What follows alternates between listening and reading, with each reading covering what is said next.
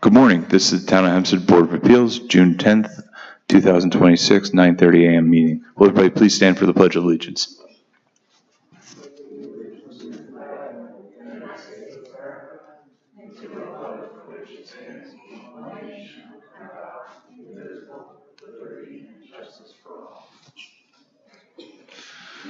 Mr. Chairman, do you have any opening remarks?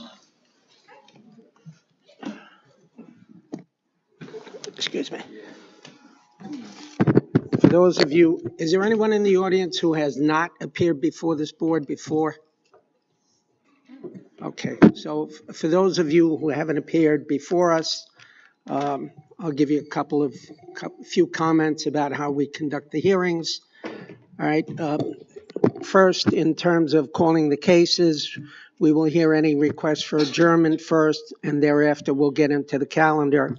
Some of the cases are renewals. We'll take those right after the adjournments, and then we'll get into the regular calendar. The hearings themselves are conducted as follows. The applicant will state their case. If there are any people here who object to the relief sought by the applicant, we'll let them have their say. And finally, we will close the hearing by having the applicant or their representative sum up. In terms of evidence, we'll accept anything that's pertinent. This is not a court of law. We are not consequently constrained by the strict rules of evidence. If it bears on the application, we'll generally accept it. The hearings are videotaped. We do have a court reporter. She takes everything down. We would expect that people will not attempt to talk over each other if there's any back and forth. The hearings are archived, so you can refer to them in the future. And I believe that's all I have to say on that subject. So we can proceed. Mr. Chairman, we do have an application for an adjournment due to a defective notice. Case 308 through 31026, Hewlett, Michelle, and Mark Shiowitz, also known as 400 Felter Avenue. Sure. Morning. I'm sorry, Mr. Chair, just your name and address for the record. Yeah, you don't need to be sworn, just your name and address for the You know record. what? I'm thinking about just at the opening. Just say anybody wants to testify on the calendar should be sworn in. No, that's not a bad idea. Why not? We still Could always ask. Mr. Scherer, Oh, yes, I'm here for defective notice. Patrick? defective notice. July 22nd, 11 a.m. Perfect. 11, did you say? 11. 7/22. What was the defect? I forgot to mail the notices. Okay. You could have Gotta turned up. have you put that on the record, right? Thank you very much. You want to say that a little louder, Mr. Scherer?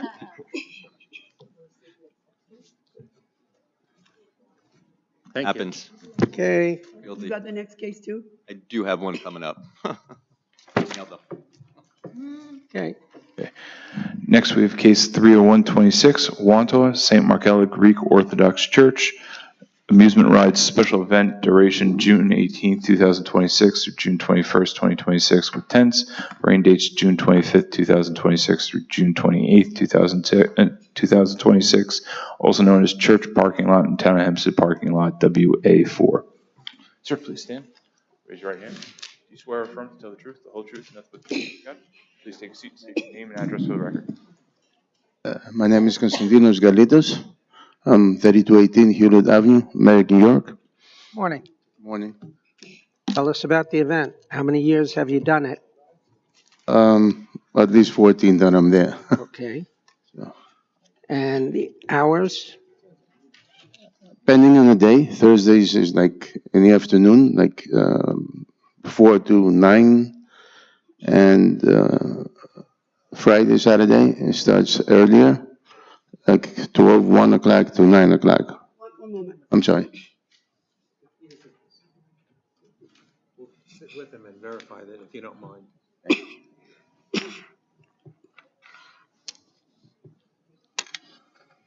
Yes. Okay, all right. You're just a volunteer. Yeah. Somebody else did the application. Understood. So put the hours on now. We have, the Thursday is 4 to 9. What are the other 3 days? It says 5 to 9 now, right? Fridays and Saturdays. Friday is 5 to 11, and Saturday 1 to 11, Sunday 1 to 9.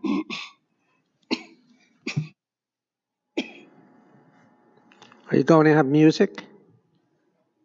Just the DJ, like early hours. The music will stop on, you said on Friday and Saturday, the hours are 5 to 11 or 1 to 11. The music has to stop by 10. We'll stop usually at 9, 9:30, like Okay. something like that. How about security? Yes, we have Private? private. Are they clearly identifiable in terms of having colorful vests Yes, with security on it? yes. What about refuse collection? We have a dumpster from the town of Hempstead. Do you have anybody policing the property periodically to make sure that? They promise that they're going to come, and check on us periodically. Yes.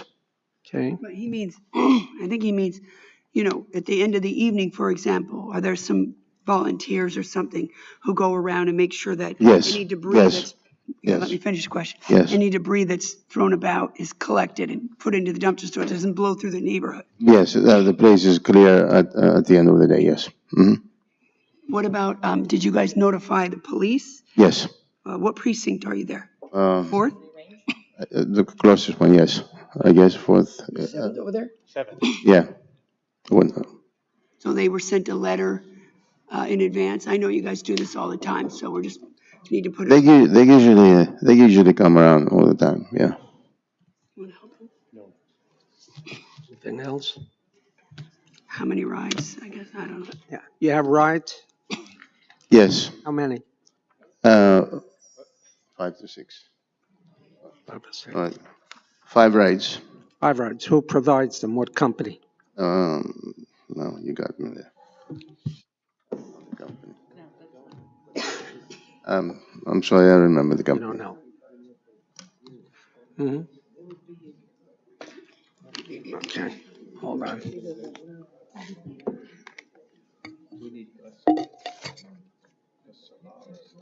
Yeah.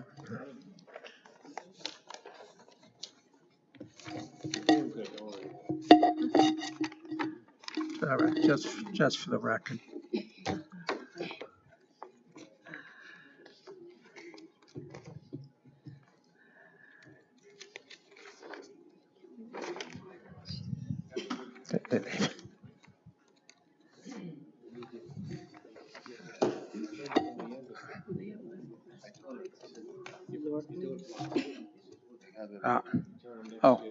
For the record, it's Zorlenzens Amusements, Inc.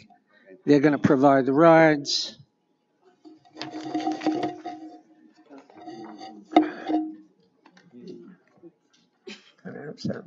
Five to 7. Total of 5 to 7 rides. Okay. What I see by the map, they have less rides, but they have more vendors. A lot of places don't really have vendors. Okay. Okay. All right. Any other questions from the board? If not, do I have a motion? I make a motion on case 301-26, Wantor St. Markella Greek Orthodox Church, special event be granted as requested. Second, all in favor? Aye. Any opposed? Thank you very much. Have a successful event.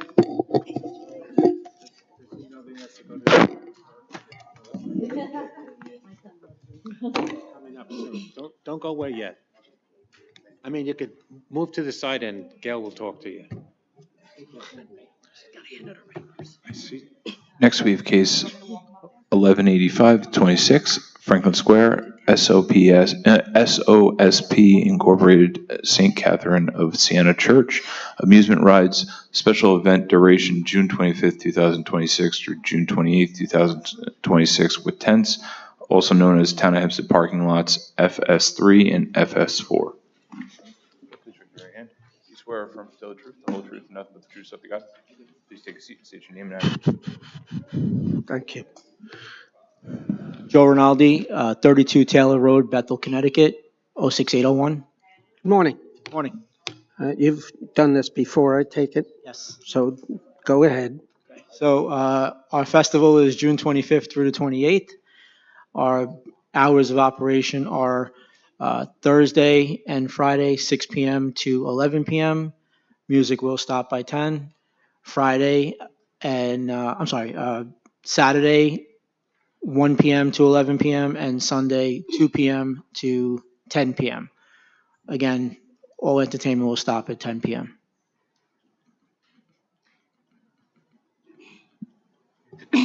This isn't, your festival isn't the one that last year some folks came in because they were concerned that the setup was taking a couple of days and blocking the other stores? No, Okay, good. I didn't think so, I just wasn't sure. I believe that was the Kiwanis Feast. Okay. Can you tell us about what kind of security you have, the markings so that people know there are folks around for many reasons, and trash collection? You already went over the music. How many rides? I've spoken with the 5th Precinct. They're going to have police available and also auxiliary police.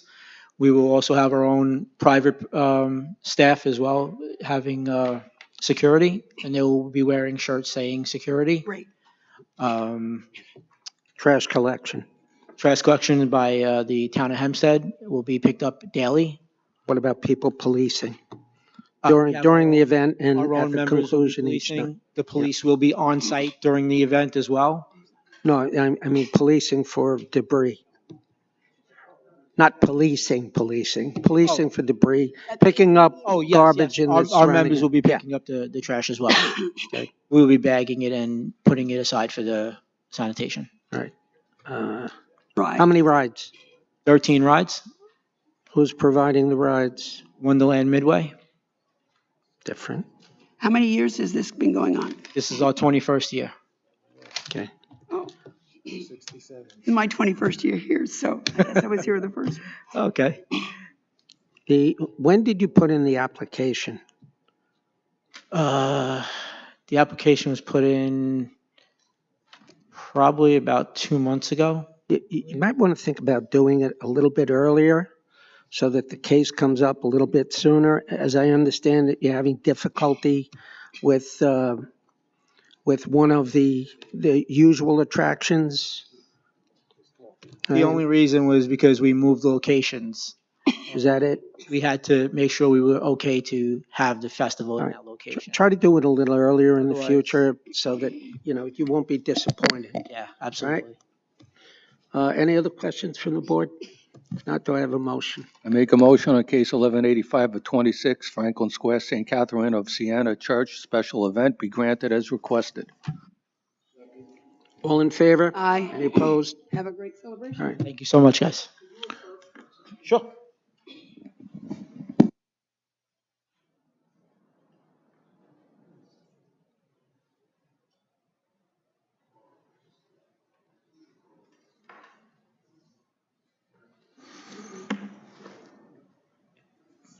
Yeah.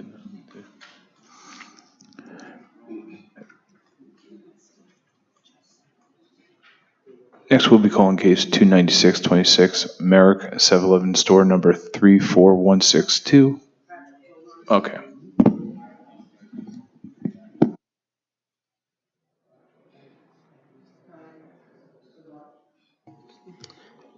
Sorry, go ahead. You're the next contestant. Case 29626, Merrick 7-Eleven store number 34162, renewal of grant to maintain double-face illuminated detached ground sign, overall height 18 feet, setback 10 feet from Jerusalem Avenue and Merrick Avenue, also known as 1555 Jerusalem Avenue.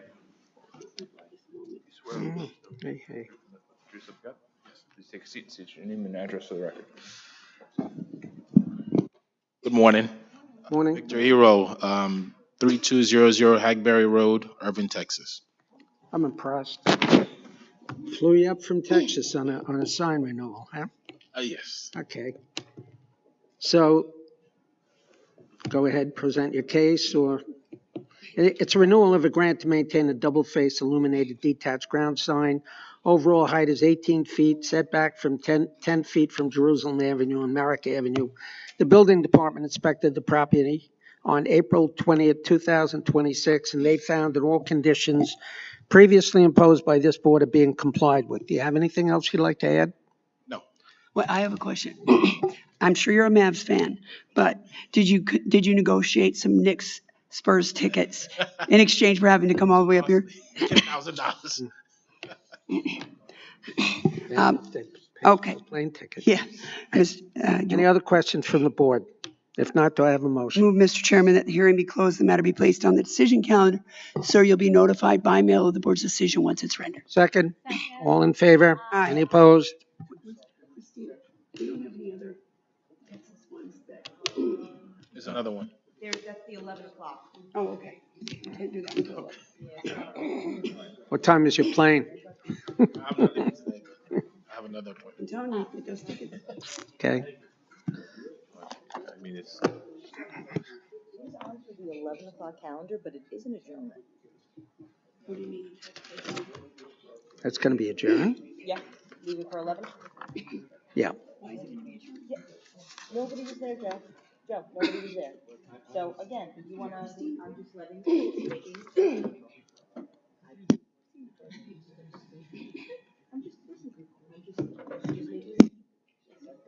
Oh, wait. It's on the 11 o'clock adjournment. There's an OTA that was sent. Correct. So they've got somebody here. Correct. Okay, fine. Leave it on 11.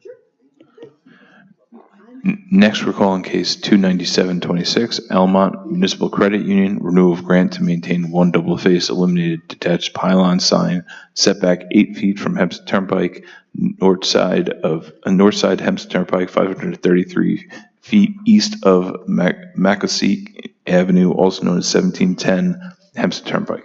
You swear or affirm to tell the truth and nothing but the truth so help you God? Please take a seat and state your name and address for the record. Good morning, Lydia Jimenez, all in permits, 71 Hanrahan Avenue, Farmingville, New York, 11738. Morning. This is a renewal of a grant to maintain a sign, once again. Building department inspected the property on April 21st, 2026, and they found that all conditions previously imposed by this board are being complied with. Do you have anything else you'd like to add? No. No? Any other questions from the board? If not, do I have a motion? Move, Mr. Chairman, that the hearing be closed, the matter be placed on the decision calendar. You will be notified by mail of the board's decision once. Second? All in favor? Aye. Any opposed? Have a nice day. Next, we have case 29826, Oceanside Taco Bell of America LLC, installed non-permitted detached animated menu board sign replacing existing detached menu board sign, also known as 3076 Long Beach Road. Please raise your right hand. Do you swear or affirm to tell the truth, the whole truth, and nothing but the truth so help you God? Aye. Please take a seat and state your name and address for the record. Morning. Michael's absence are Tillman, Ballin, Adler, and Hyman, 90 Merrick Avenue, East Meadow, New York, 11554. Morning, Mr. Chairman. This is an application for the Taco Bell at 3076 Long Beach Road. I was here previously in March. And in March, we had to renew our drive-through so that we could make this application. Taco Bell is in the process of changing all their menu boards. So you're going to see me a lot in the next few months. Yeah, it's part of a new branding campaign that they have. The boards themselves are a little smaller, they're a little more energy efficient. They shut off, they go to sleep when there's nobody there. They don't flash. The boards themselves don't have any sound. The sound comes from a separate sound bar that is not changing, so that part's not changing. Absent. Yes. A lot of years ago, this Taco Bell, I believe it was this one, came in for renewal. And the sign that it was there, the main sign, I may get the numbers wrong, but you know, the sign ordinance was like 15 feet. The sign had been there for 20 years, but it was at 18 feet or something like that. And there was some dissent on the board of making them take that sign and make it 15 feet, the main sign, not the menu board sign. Do you know the status of it now? I was not in favor of making them make the sign shorter. I don't know. I know we renewed the drive-through earlier this year, but the main sign, I don't know. Okay. Go ahead. Okay, I could hand up.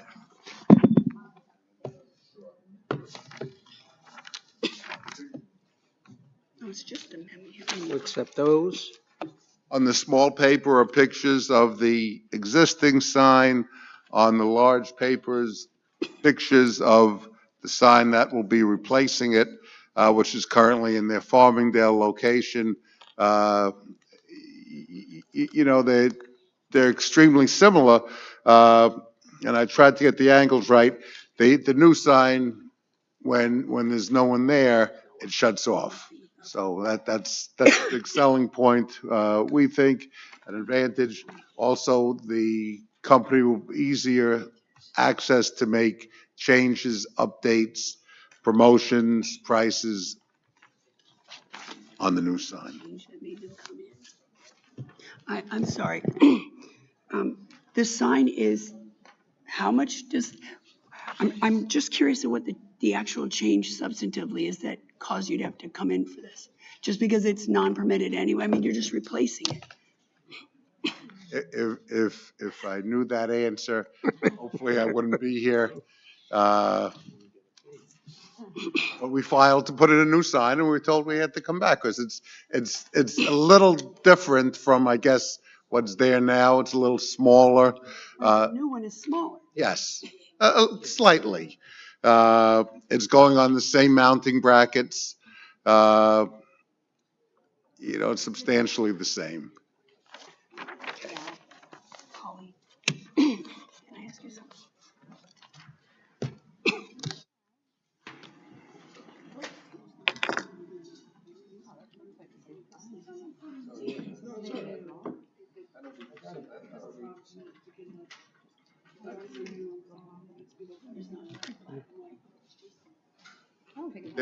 There's snow in the pictures, actually, if you looked at the pictures, because it's the same pictures I used when I was here in March. Okay. Right. You took them? I took the pictures. They fairly and accurately represent what they purport to. Correct.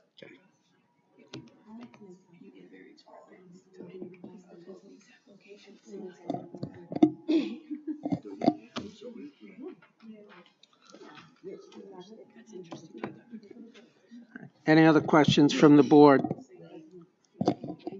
If not, do I have a motion? Will the hearing be closed, the matter be placed on decision calendar? Mr. Zapson, you'll be notified by mail of the board's decision once it's ready. Have a nice day. Take care.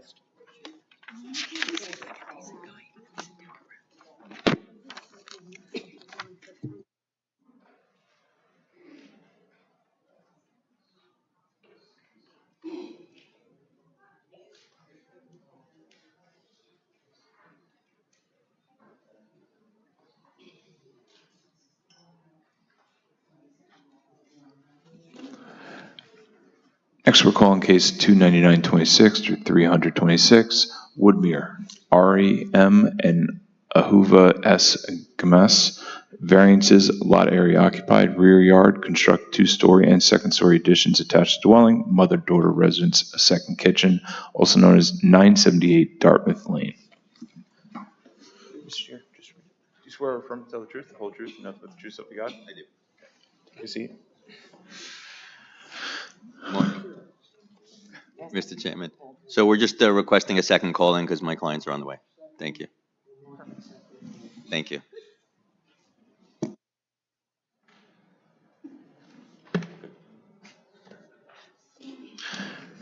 Next, we're calling case 30226, Woodmere, Nathan D. and Karen Renov.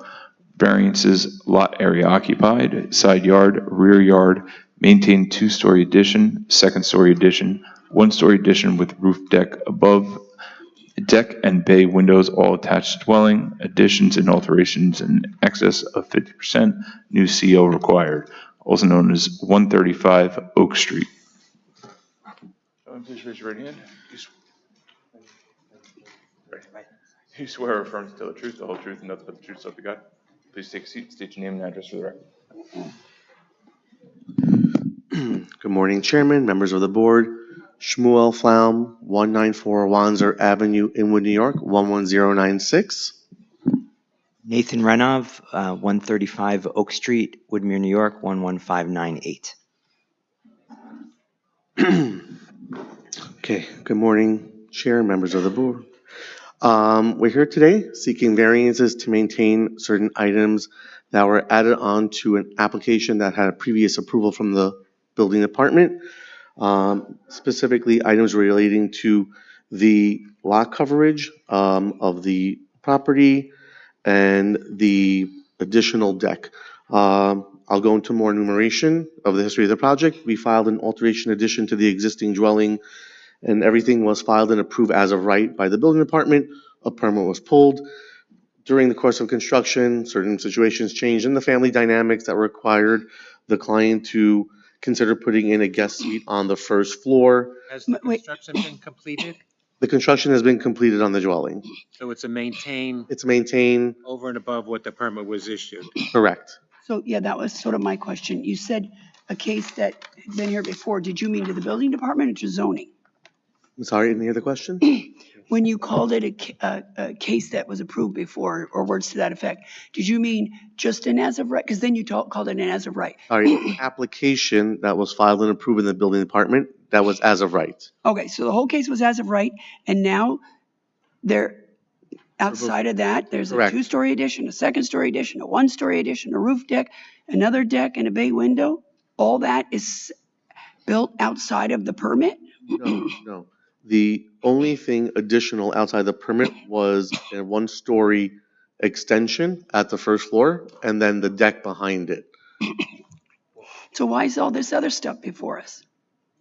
Whenever I speak with the board, they collage everything together. I'm not really sure how they write it, but if you take a look at the original drawing set and this one, the only thing that was being maintained is the additional new bedroom, and what was previously an outdoor patio or porch became enclosed story space, and then the deck behind it. There is also a guest suite above it that was added once they did the enclosure and pushing out of what is the bedroom on the first floor. But the things that were enclosed, those were already counted in lot area occupied when the permit was issued? Was there anything outside the footprint? There was already a house footprint that was enlarged, and then there was an accessory deck behind it. No. Okay, so the as of right, the permit that was issued as of right to construct this stuff. Correct. The two-story addition, the second-story addition, that permit was issued as of right, presumably because you were within the 27.5% allowable lot area occupied. Correct. Okay, so that would have included the deck, all of these things. Because you're saying the only change was you enclosed a deck, which would have already been in lot area occupied, I presume. Correct. But the deck that was enclosed, it wasn't really enclosed. It was a deck that was changed to be an addition where there previously was a deck, and there was a new deck constructed behind that area. Okay, so starting from what was approved as of right, how did the lot area occupied change? And how much and what changed it? Let's just start with lot area occupied. No problem. So on the previously approved plan set, the total lot coverage proposed was 2849.7 square feet, which was 25%. And because this is Residence A district, the max is 25%, not 27.5%. I just want to clarify that because it's. Okay, wait, but if you were in a 25, how did you get an as-of-right permit to construct 28.49? We didn't. It was 25% at the time. I'm going to explain what was added. Okay, so let's, just to make it easier for all of us, tell us what you were allowed to have, what the as-of-right permit was, and what you have today. Okay, so the previously approved, which was as of right on a lot of this size, which is 11,400 square feet, was a max of 25% or 2,850, and we had proposed 2,849. With this new variance being sought, we're at a total of 3,660.5 square Mr. feet. Flom, you know we don't deal in square footage. Sorry, So, percentage-wise. Wait. So you're allowed 25%. What are you What was the proposing? as-of-right percentage that was under the as-of-right permit? What was that house? What coverage? And what coverage do you propose now? It was 25% as of right. I know What are that's you the propo- allowable. What are you proposing now? And we're proposing now 32%. And what was the coverage of the house that you were going to construct when you got the as-of-right permit? The house was 25%. Okay, what was 28.49? That's the first number you gave us. So, sorry.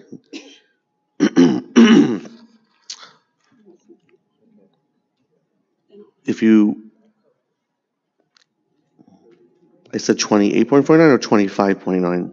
You said 28.49 earlier. Oh, sorry. I was reading out the square footage, but you didn't want to know the square footage. You said you want to know percentages. Right, Okay, that's so right. now, what piece of the construction that's before us today caused the house to go from 25% to 32%, which is a fairly large increase? So there is a new porch that is behind what was an existing porch that became footage. If you take a look, I wish you had the existing drawings in front of you, but can you pull up in the site plan? It'll just be easier. Do you have the site plan open in front? I do. Okay, so on the site plan, there is a bubbled out area that says composite deck to be maintained. Hold on, let me find. And then below that is the one-story Wait a addition. minute, hold on a minute. Hold on, I don't see where it says, On the site plan, yeah, I'm looking at the site plan. Do you see where it says composite deck to be maintained? there should be a bubble around it. But this is not compared to yours. Oh, I see, okay. Oh, you have a different site plan than I do. So we'll get you up here. Right. Okay. Composite deck to be- Okay, so this composite deck to be maintained, that's 7% of the No, coverage? that in conjunction with, right below where it says composite deck, it says one-story addition with rooftop deck to be maintained. That was originally where a existing porch was located. That was included in the 25%. That porch was demolished. Where that porch was, a addition was added, a one-story addition with a roof deck, and then behind that was this deck. So altogether, Wait. But you just told us the porch was there and now it got enclosed. So that, Colleen, wouldn't that porch have already been in the lot area occupied?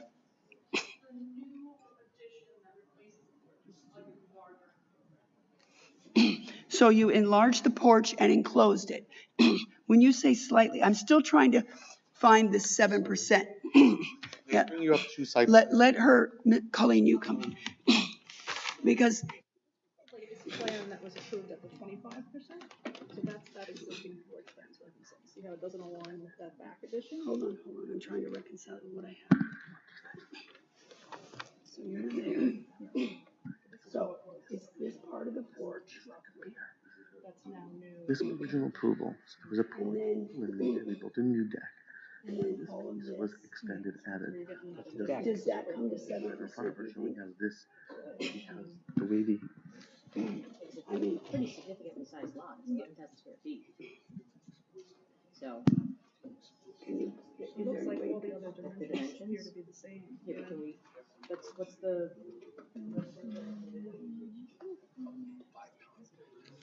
dimensions of the porch and the deck? So we have the addition, this little piece? Can I ask? no. That's what the 2849, so that's square footage that was being referenced. I mean, it doesn't really break down there. So the porch appears, if we can just get that little piece, because I can do the calculation. Yeah.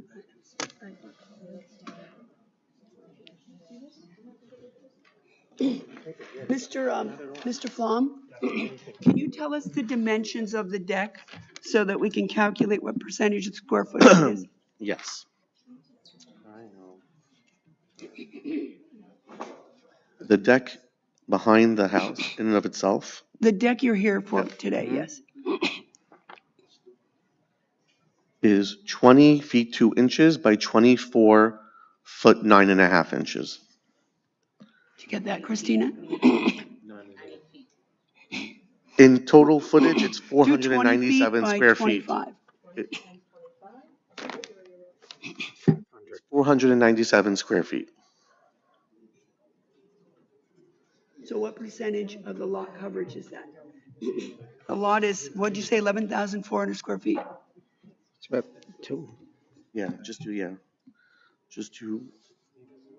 500, 497 area.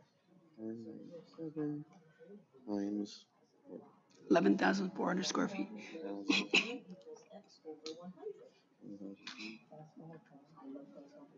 I do too. It's 4.3%. Okay, so that deck is 4.3%. But we still have to find, Well, the balance would be the porch that got enlarged and enclosed.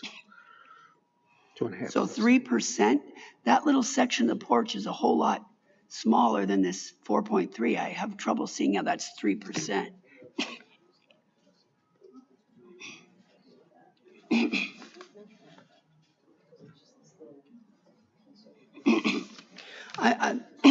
My inquiry is because okay, let's assume for a moment that everything is on here because once you went over the lot area occupied, you had to come in for all of it. Okay, so just going next to the side yard variance, is that this deck?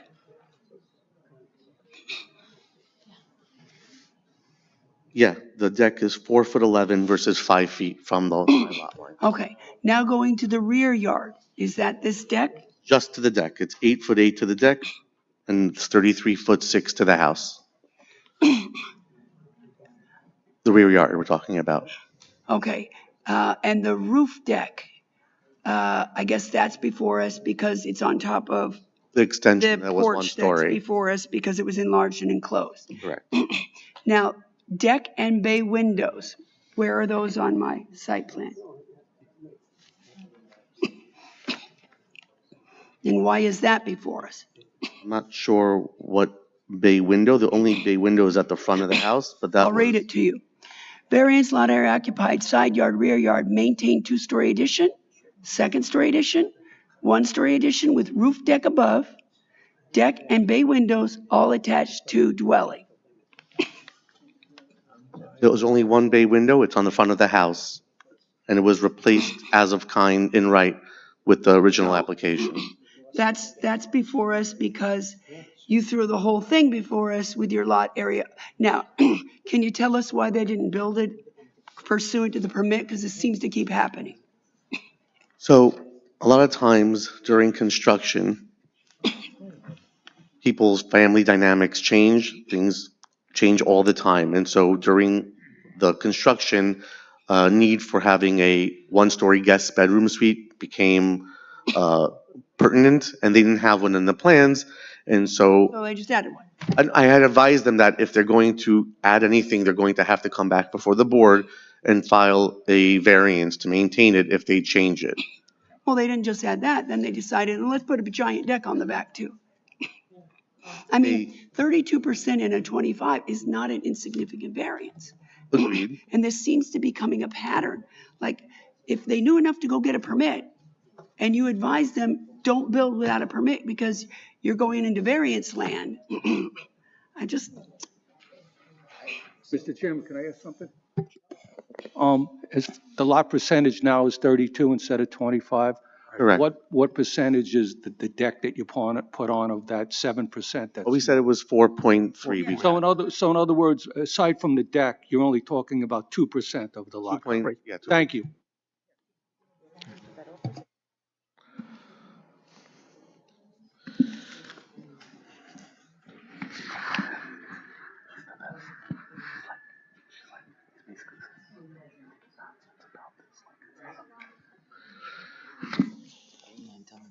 What? You can speak. Saying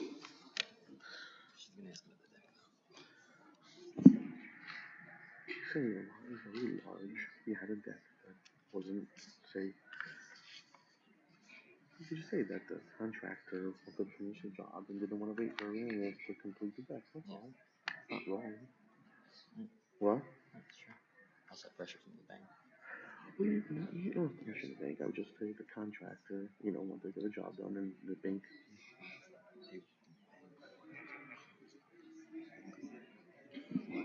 Oh, so tell them that. When they're done discussing it, please allow if there's anything else you want to add to the thing, and you can get up and speak. I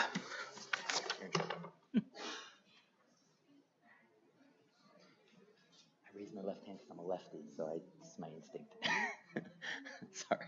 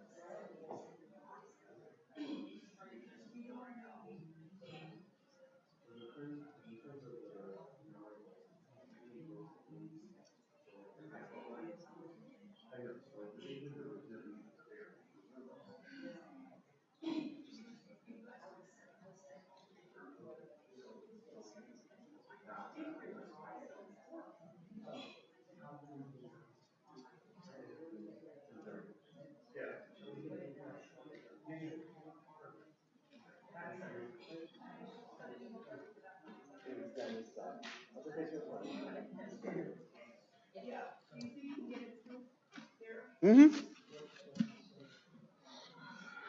And just making us do a short adjournment so we can resubmit a revised plan that just clarifies. No, Right.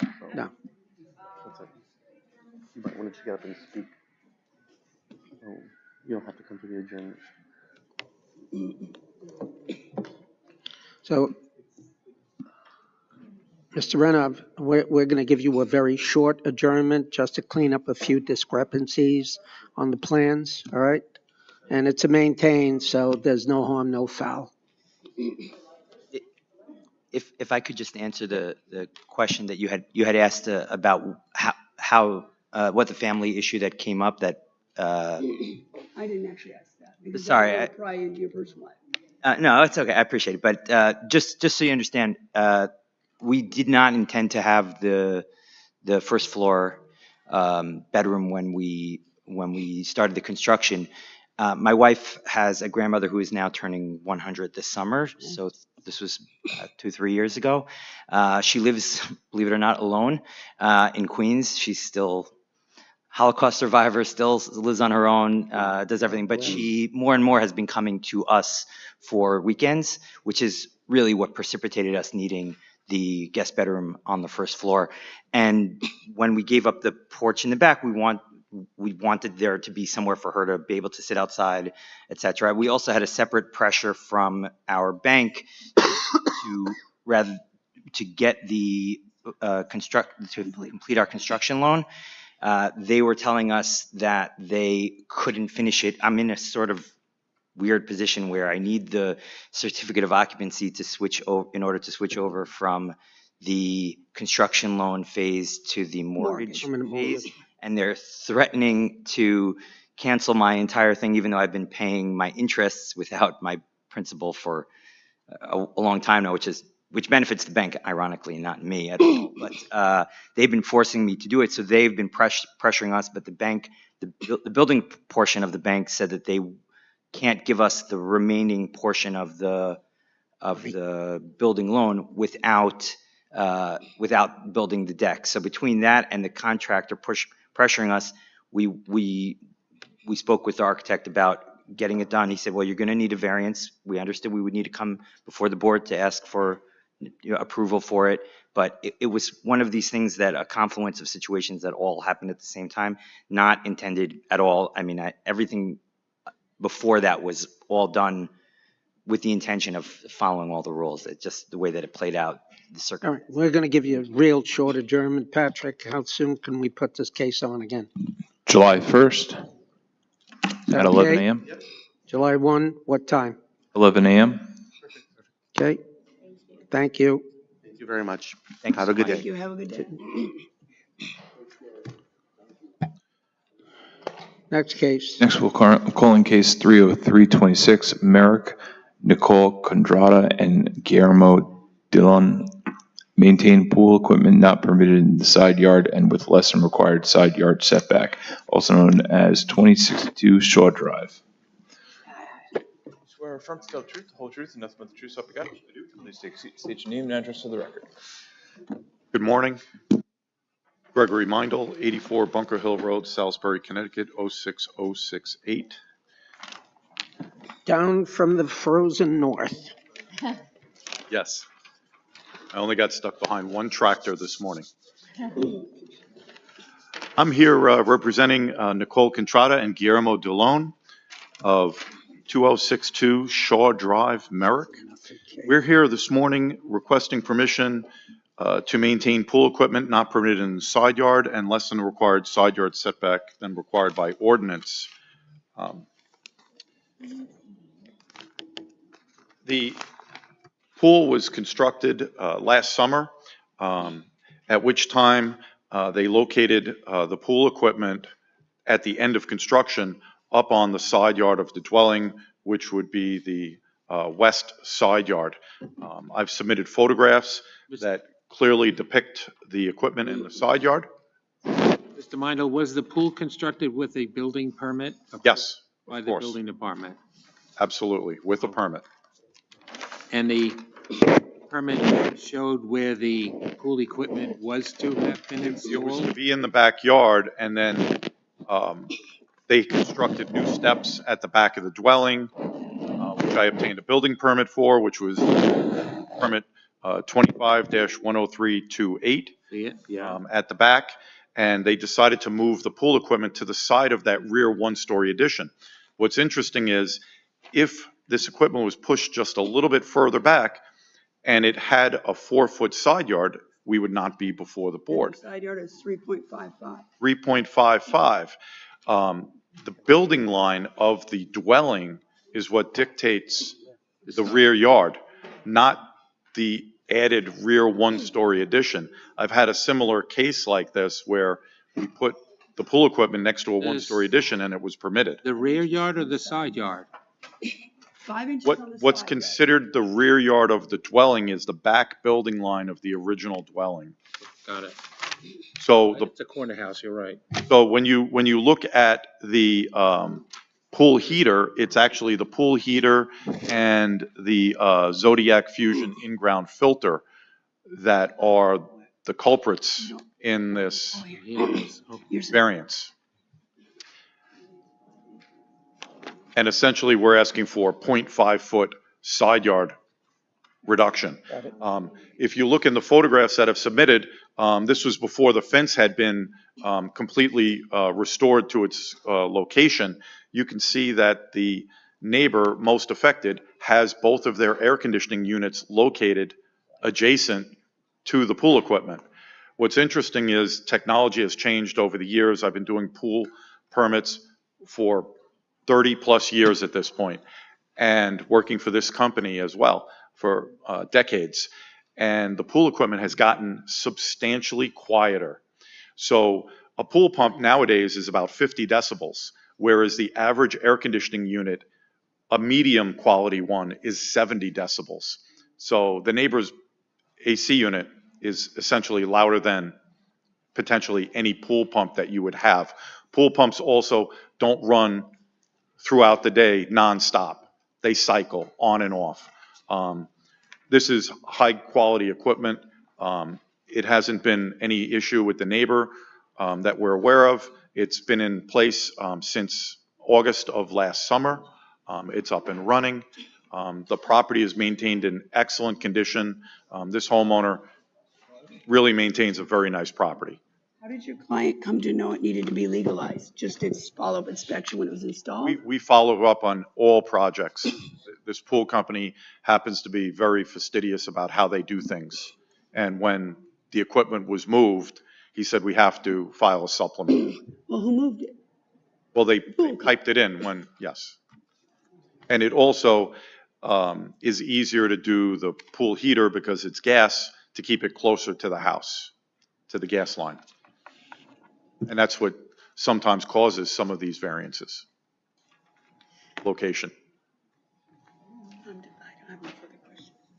design professionals should have noted when they applied for their permit. No, we did. Additionally, the neighbors' bedrooms are located on the opposite side of the property, so it poses no noise issue at their bedroom size. Very quiet. Yes, they are. 50 decibels. Just giving you the business. It's okay. Any other questions from the board? No, sir.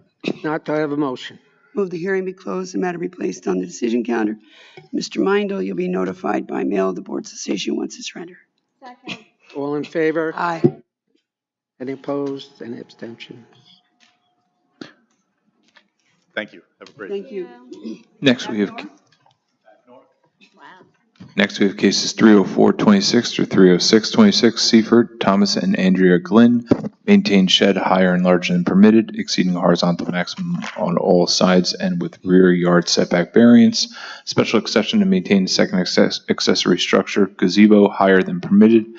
Maintain 6-foot high fence, a PVC fence forward of the dwelling, which may substantially obstruct line of sight and in clear sight triangle at owner's driveway, also known as 3705 Hilaire Way. And there's no E. Now I wonder what you did. Chris Gray, architect, 2401 Capri Place, North Belmont, New York, representing Thomas and Andrea Glynn, located at 3705 Hilaire Way, Seaford. Good morning. Morning. My client had installed a few accessory structures on their property without a permit. First one being a shed on the property that is larger than allowable. Allowable shed area is 144 square feet. This existing shed is 150, so it's 6 square feet over the allowable. Also, its position, it requires a 2-foot setback to property lines. The property line to the west is in compliance. The setback on the north side is 1.5 feet, short 6 inches. And the next structure, also the height is 10 foot 8 inches tall, and that's over the allowable height of 9 feet. So it's 1 foot 8 inches over the allowable. I'm sorry, Mr. Gray, I missed the horizontals. I apologize. The, this existing dwelling is a 1.5 story on a slab. There is no basement. Wait, I missed the horizontal numbers on the shed. I'm You sorry. gave us the square footage, Oh, but the you didn't give horizontal. us the dimensions. Okay, yes, so the maximum horizontal dimension is 12 feet, and the two dimensions of this shed are 12.3 feet and 12.2. And it's rectangular? Yes. Sometimes there's more than, it says all sides, so sometimes there's like 3 different measurements. Go ahead, and then you have your second accessory structure. Yes, is a shade structure, gazebo, whatever you like to call that. So that's the secondary structure.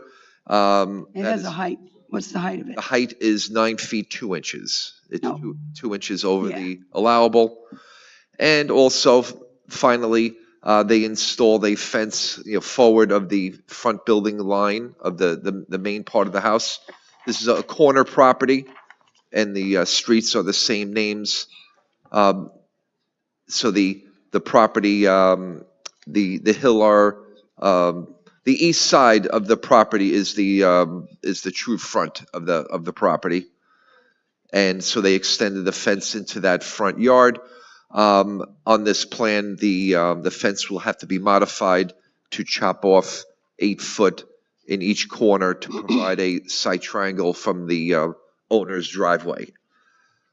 There is the neighbor to the north has a mirror image of this fence layout. There's a section of fencing running along the property line, then the driveway. So the neighbor's driveway is not immediately next to this north property line.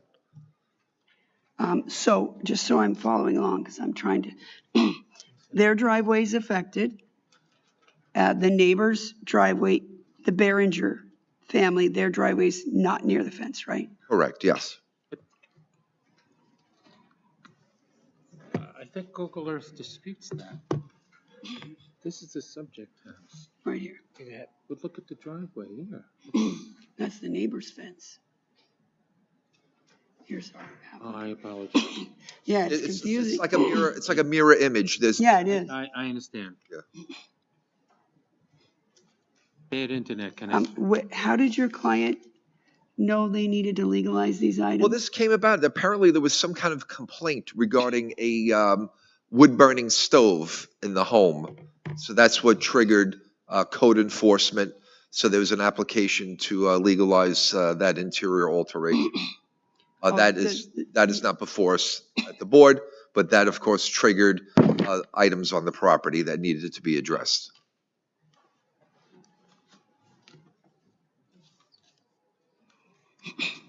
And you were proposing angling the fence rather than, I mean, obviously, we often want to cut it back to the front line of the house, as you know. But you're proposing the 8-foot diagonal on the applicant's driveway, right? Yes. I guess we'll consider it. Any other questions from the board?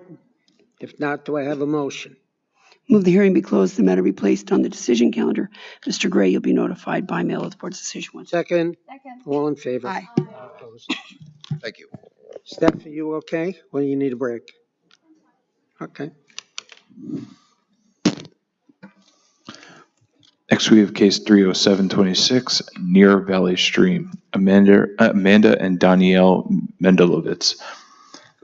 Variances, lot area occupied, side yards aggregate, rear yard, construct 2-story additions, 2nd-story addition, and AC units all attached to dwelling, remove portion of attached garage, also known as 839 Newburgh Avenue. Chair, I have you sworn in from earlier, just your name and address again for the record. Andrew Shear, 391 Garfield Avenue, West Hempstead, New York, 11552. Good morning again, Mr. Chairman, members of the board. I am here representing the Mendelovitz family, requesting variances for an addition to their home. The variances that are required are lot area occupied, side yard aggregate, rear yard, and AC units.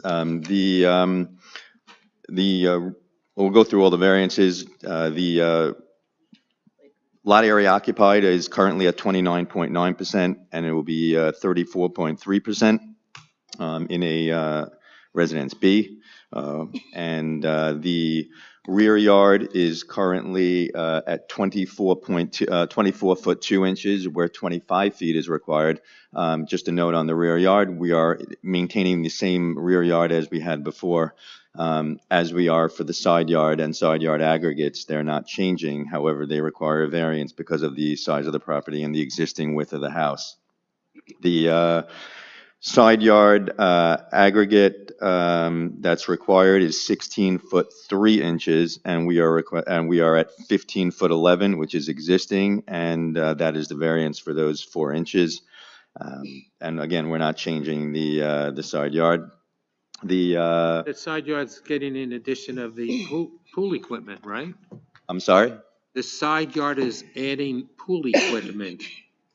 The side yard is adding AC, and we're relocating pool equipment. So the 4 foot 6 inches is, For the house, it's not for the house. It's not changing the side yard. For the air conditioning, it is changing the side yard. the house is 7 foot 10 inches setback. Correct. These units are going to encroach into the side yard and leave it at 4 foot 6 inches. 4 foot 6 for the units. Correct. Thank you. Right. Yes. So yes, that takes care of the pool equipment and the AC units, which is we're going to require a 6-inch variance for that. The actual footprint of the house is actually, the front yard setback is actually getting increased. The house is basically being squared off.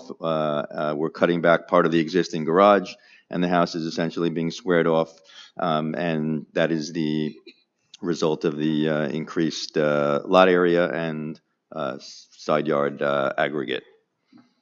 And that is the case. If anyone has any questions. Any other Mr. Shear, we have 2 letters in opposition. Maybe you'd like to take a look at them if you care to respond.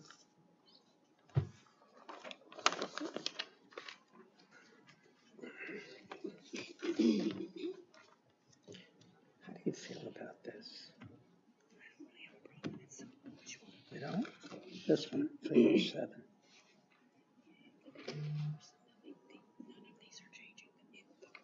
Yeah, but the one they were occupied is changing. Okay, so in response to the first one that I'm looking at, was it? Anonymous. They are saying in their comments that the increase into the front yard, we're actually pushing the house back. The house is actually increasing in the front yard. So we are not increasing the front yard. The current house is set back And you're not here for. 25 foot 6, and we are going to be at 28 foot 10. So. And you're not here for front yard. And we're not here for front yard. So.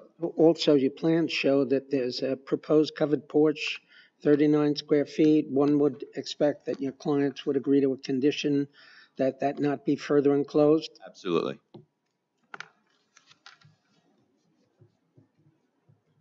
Second comment is identical. Request for house footment allowing taking up space for the front yard. So it's the same comment, and we are not here for front yard. So. Yep.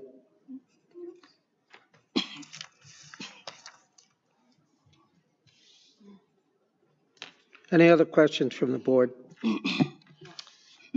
Mr. Chairman, I would move that the hearing be closed, the matter be placed on the decision calendar. Mr. Shear, you'll be notified by mail of the board's decision once it's rendered. Second, all in favor? Any opposed? 3-8 to 310 is adjourned. They are adjourned. We're up to 311.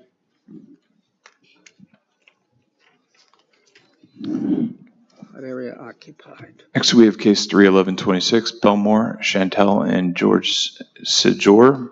Variances, lot area occupied, rear yard, construct tri-level deck attached to dwelling, also known as 2144 Howard Place. Raise your right hand. Do you swear or affirm to tell the truth, the whole truth? State your name and address. Yeah, I see that. My name is Chantal and George Sejour, 2144 Howard Place, Belmore, New York, 11710. Good morning. Morning. You going to speak, sir? Okay. Yeah. I'm here for a variance, half an inch variance. We're putting a deck in the backyard. Do you know the numbers? Do you know what's required and what you're providing? We are putting a deck of 26 wide by 26 by 30. 13 and 45 inches high. So that would bring your lot coverage to what? Hold on. It looks like your existing lot coverage is 28%. Let me see where you are. You're in a Residence B zone, so you're allowed 27 and a half. And, 30% with the deck. This deck is not gonna apply that, right? Because it's tri-level. It's stepping down.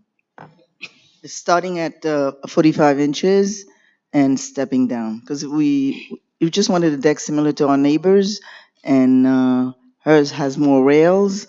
We didn't want so many rails, so some areas are open. There'll be steps down. That's why they're calling it tri-level. It looks like the proposed lot coverage ends up 34.52%. If we were to incline to approve this application, which I won't know till we all deliberate, would you be agreeable to a condition that that deck never be further enclosed, including a roof or walls? No, definitely. We wouldn't. That's an acceptable That's condition. unacceptable, yeah. Yeah. And then there's a rear yard variance. Let me just see if I can read it off the rear yard setback existing is 31.86.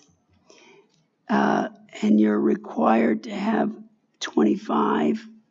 It looks like this proposal, 16.04. yeah, 15 or 16.04, I can't tell.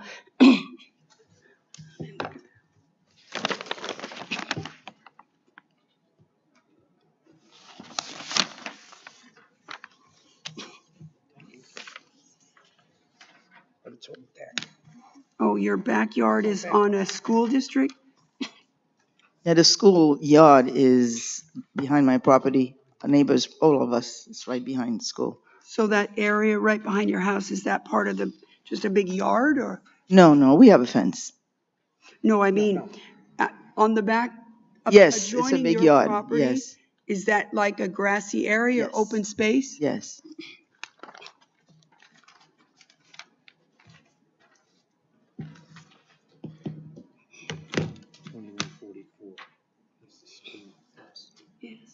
What does Google Earth show?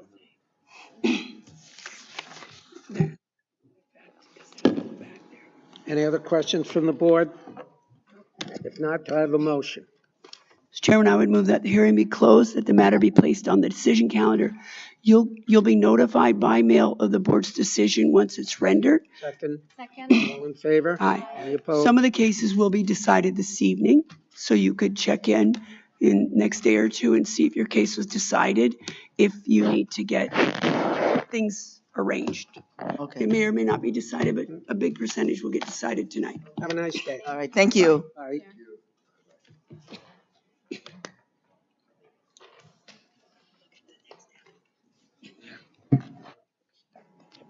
I know, Judge.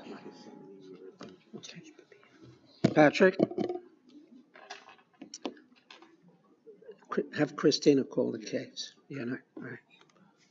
Make a note that the secretary to the board has left the room. He's not calling the case. We're going to have counsel do that.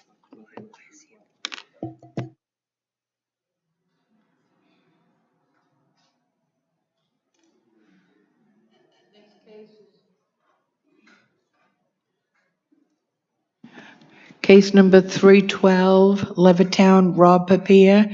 Variances, lot area occupied, side yards aggregate, construct addition attached to dwelling, also known as 44 Harness Lane.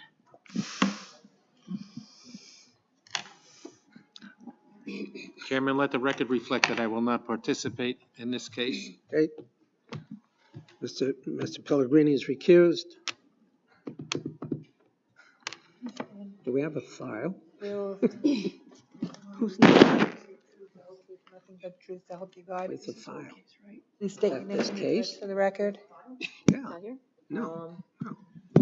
Lisa Koshia with Permits R Us, 338 Jericho Turnpike, number 396, Syosset, New York, 11791. Rob Papia, 44 Harness Lane, Levittown, New York. Morning. Good morning, Judge. Good morning, Mr. Chairman and members of the board. I'm here on behalf of Mr. and Mrs. Papia, who are proposing a one-story addition. This property is located in an LPRD zone. Ms. Koshia, Sure. with your permission, I would assume you're in favor of the application. You neglected to check that box. Is Yes. that okay if I do it for you? Yes, it is. Thank you. You're welcome. The proposed one-story addition will have a side yard setback of 3.38 feet, where 10 feet is required, and an aggregate of 11.58 feet, where 15 feet is required. The side yards after the proposed addition will be 8.2 feet on one side and 3.38 feet on the other side. The proposed lot coverage will be 35.99%, where the allowed is 30%. Mr. and Mrs. Pipia currently have multiple medical aides that come in and out of their home daily to assist them. This one-story addition is needed to reconfigure the first floor to accommodate the current medical needs for Mr. Pipia and the current and future medical needs for Mrs. Pipia. This addition will allow for them to have all of the necessary living spaces accessible on the main floor, as well as space for having a required live-in aide in the future.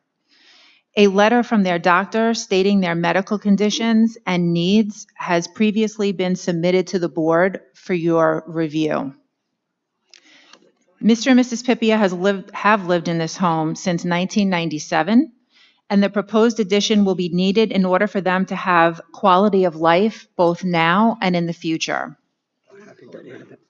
I have one letter from someone just outside of the radius, which I'd like to read to address any of the concerns that the board may have with regards to emergency access to the property.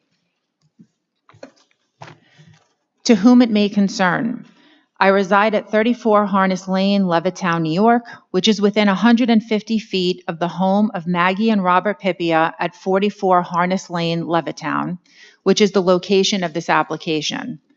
I wish to express my complete support of the construction plans that they are proposing and variances that are being requested.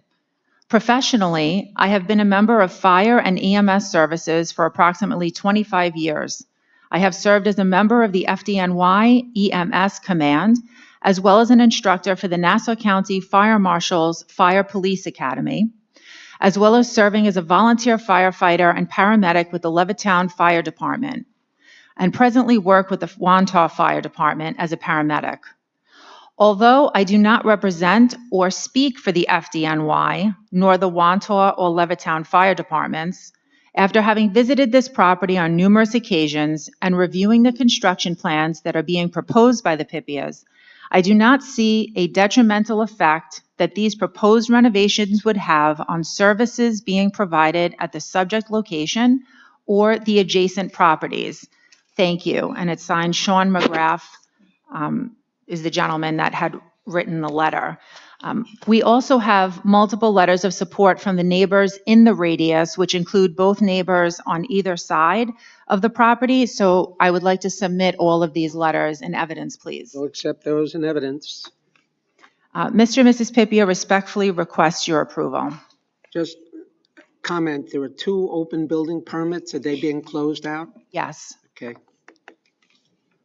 Any other questions from the board? just, Ms. Kachia, could you come up for a moment? Sure.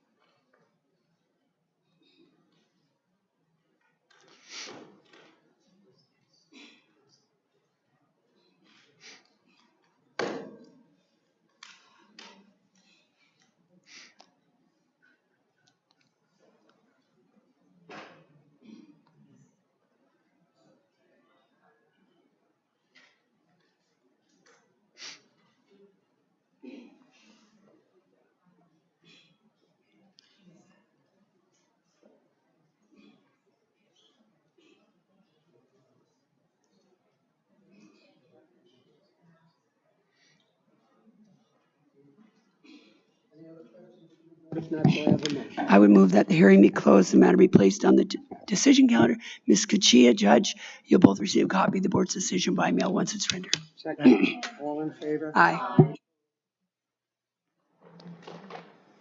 Next, we have case 313 of 26, Woodmere, Aviva, and Joel Moskowitz. Variance, lot area occupied, construct dwelling with garage, demolish existing dwelling, also known as 753 Sherwood Street.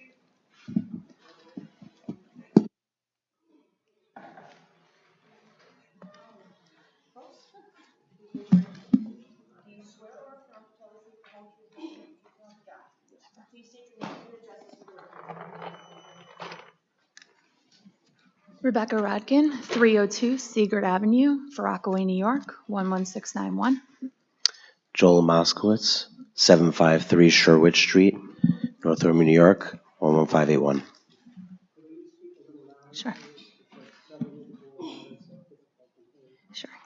Good morning. We're seeking a variance for lot coverage. The lot, we're seeking 33% when 27.5% is allowed. Their existing house that's there now is 29.1%, which is 1.6 over the allowable. So this would be 3.9% over that. So was the original house built with a variance, or it just? Probably I when it was don't 30. believe so. It's How old's the house? Is it older than 15 or so years? yeah. So that was when, it was about 15 years ago, I'm guessing, that it changed to 30, to 27 from 30. And so you said it will be, what, did you say 32? 33%. 33. And that's your only, That's, we're maintaining all setbacks, the height, everything else is, How big is the lot? the lot is 6,711.92 square feet. And it's a Residence B zone, I imagine? Correct. And did you say why you needed the additional, So they have a lot of family here. They both grew up here. They have their families in the area. They have 5 children. They have one of their children is special needs, so they need that extra room for that. Thank you. They've explored all options of Understood. keeping the existing house or.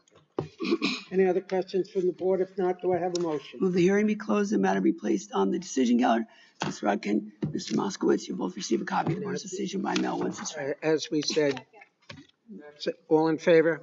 As we said, some decisions will be made today, so you may want to check tomorrow to see whether a decision was made on this case. Okay? Thank you. Thank you very much. Have a good day. You too. 7-Eleven? Let's get rid of Mr. 7-Eleven.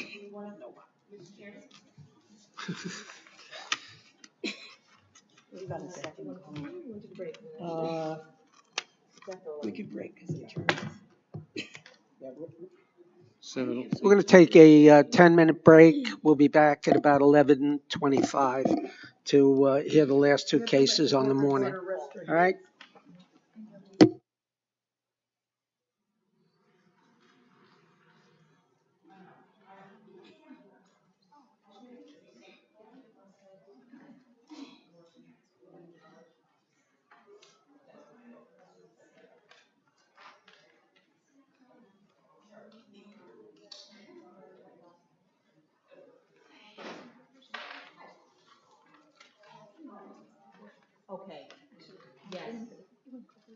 Yes, all right.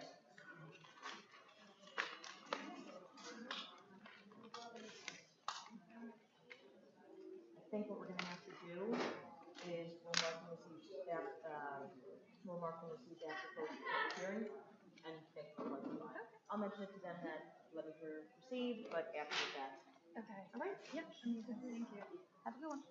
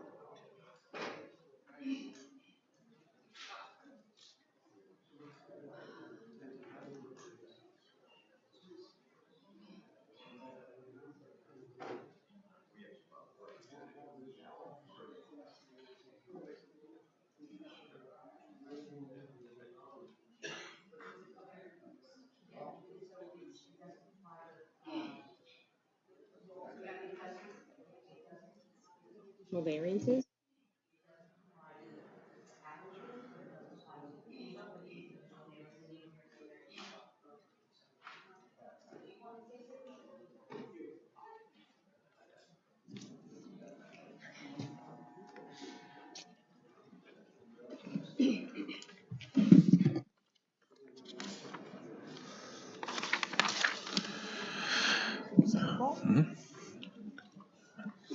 Next, we're going to be calling cases 29926 through 326, Woodmere, REM, and Ahuba S. and GEMS.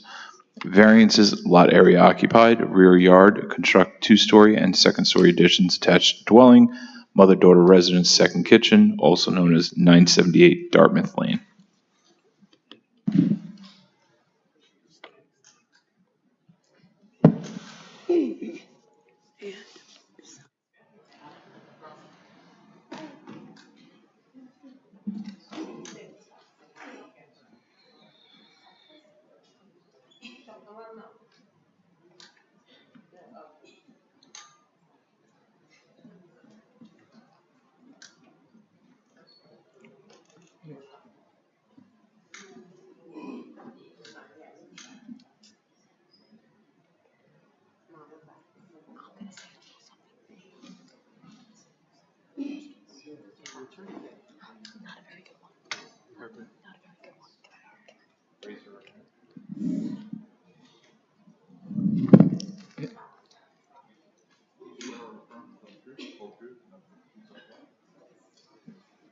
Mr. Shear, we have you sworn in before.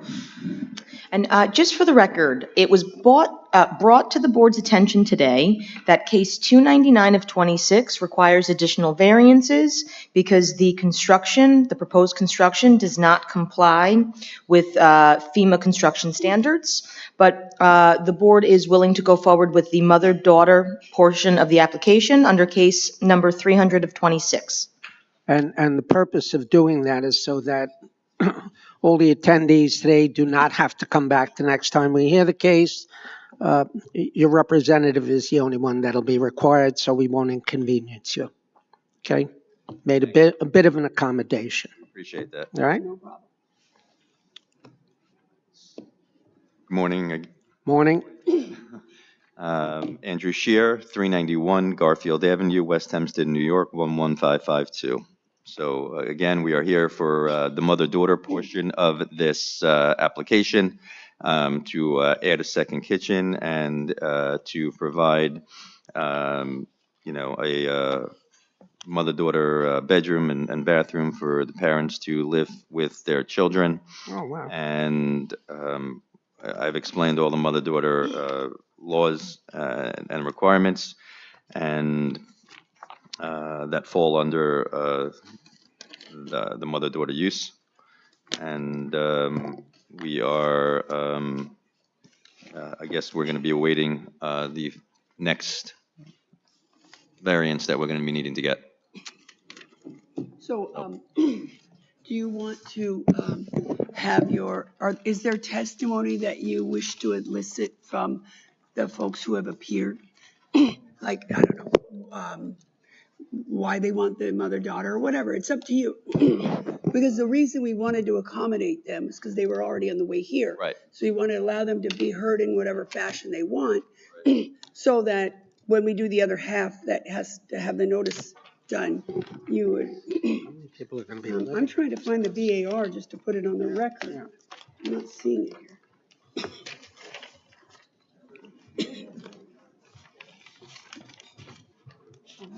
Where's the primary unit?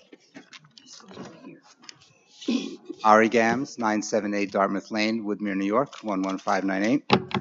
Morning. My in-laws, David and Darcy Liebtag, and as you can see, they have disabilities and medical conditions, and they need pretty much full-time help.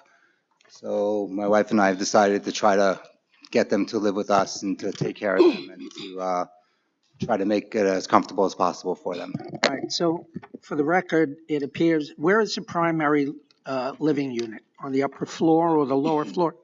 Yeah. Okay, and there will be 5 people living in that unit, is that correct? Ari, Ahura, Gabrielle, Jordana, and Kira? Okay, and in the lower portion of the building, there'll be two people living, David and Hadassah, and they are Ahura's parents, correct? Okay, and they're all here, and as you stated, they're all familiar with the mother-daughter conditions, and they have agreed to abide by those conditions. Is that correct? Correct. Okay. You have 3 automobiles? 2, okay, and you have room for 3? Oh, yeah, we'll have 3 there. Is there on-street parking allowed in front of the house? Yes. Okay, because it looks like some of the younger people are about to, if they don't already have licenses, they will have them shortly. Mr. Shear, you mentioned that you'd already gone over with your clients the mother-daughter conditions about 1 doorbell, 1 mailbox, 1 gas meter. So as part of that, I just want to put on the record the BAR. As you know, the Board of Architectural Review reviews all of the applications for mother-daughter immediate family residence. They make a determination whether or not the residence or the structure is suitable to be used in that fashion. And then once you quit using it that way, whether you sell it or just discontinue, that it's suitable to revert back to a single-family dwelling. They, if in the event they make recommendations, we give you an opportunity to tell us why sometimes people, they want a door at the top of the stairs at the bottom, and the Board of Architectural Review doesn't want it there. So we give people an opportunity to tell us why, for safety reasons, like children or pets, or because it's just unduly expensive, why they would prefer not to have to do that. I just need to put it on the record. In the case of this application, the Board of Architectural Review has determined that it is suitable to be used in this fashion with the provision that there be no illegal occupancy in the basement. What's in the basement? Really, right now, it's just an open cellar. It's 1 room and a boiler. There's nothing. There's no bathroom down there. Just a boiler room and an open space. Okay, great. And they also have determined that it is also suitable to revert back to a single-family dwelling at the cessation of the use. I know you already put in plans for that.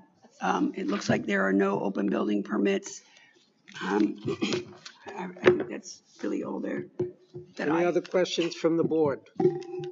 Not, do I have a motion? Move that the hearing be closed, the matter be placed on the decision counter. All of you who have signed in on the case will receive a copy of the board's decision by mail once it's rendered. Thank you for coming and being patient. Have a nice day. All in favor? Any opposed? Have a nice day. Thank you. I'm done. Worn out. Mr. Shear, when you come back on the other one, just move to consolidate the cases, okay? When you come back on the next one, just ask to consolidate this case with it, Okay. so all the testimony is together. Oh, Right. Now I'll take the 11 o'clock adjournments. Okay. Patrick, you want to call 202? Next, we have case 20226, Wantor, 711, number 11155, renewal of grant to maintain one detached, double-face illuminated ground sign setback 10 feet from Wantor Avenue and Sand Hill Road, also known as 611 Wantor Avenue. There's no TA. Sir, I have you sworn in from earlier. Just again, your name and address for the record. Morning, Victor Ero, 3200 Hackberry Road, Urban, Texas. Hello again. So this too is a renewal of a grant to maintain a sign. Building department inspected the property on February 24th, 2026, and they found that all conditions previously imposed by this board are being complied with. Is there anything else you'd like to add? No. Mm-hmm. Do I have any other questions from the board? If not, do I have a motion? Move the hearing be closed, the matter be placed on the decision calendar. I hope I say this, Mr. Iro? Iro. You'll be notified by mail of the board's decision once it's rendered. Second? All in favor? Any opposed? Just be sure that the notification where you need it to go, whether that's to you or an office, that we have the correct address. Okay. So we get it to the right place, because we were having some trouble with getting people to show up on these renewals. So the company went through restructuring, so some of the. Yeah, that's why, just if we do when you're here, if we make sure all the notices are we have the right address for the notices. Okay. Get it going again. Perfect. Thank you. Second? We already did that. All in favor? Aye. All right. Next, we have case 24326, Franklin Square, Catherine Esther Mendez and Ricardo Farfan Kali, mother-daughter residence, also known as 1007 Fenworth Boulevard.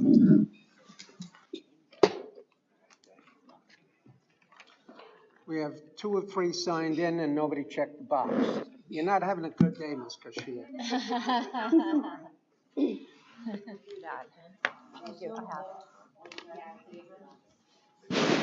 You swear affirm to tell the truth, the whole truth, and nothing but the truth, so help you God? Thank you.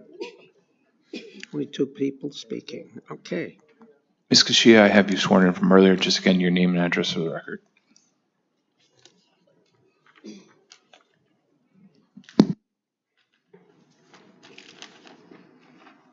Lisa Koshia with Permits R Us, 338 Jericho Turnpike, number 396, Syosset, New York, 11791. Good morning again, Mr. Chairman and members of the board. I'm here on behalf of Mrs. Mendez, who wishes to maintain a mother-daughter. This property is located in a Residence C zone. Mrs. Mendez and her husband and daughter, Kate, who is 10 years old, will be in the primary unit, which is on the first floor. Hold on, Ms. Kachia. Yes. It looks like we're missing the daughter. Oh, on the paper? Wait, let me see what else is attached. Okay, go ahead. And their son, Fernando. She's 10. I know. I mean, sometimes we have two that are forgotten because they weren't born when it was Right, put in. exactly. I guarantee you, I know what they're going to say. Mm-hmm.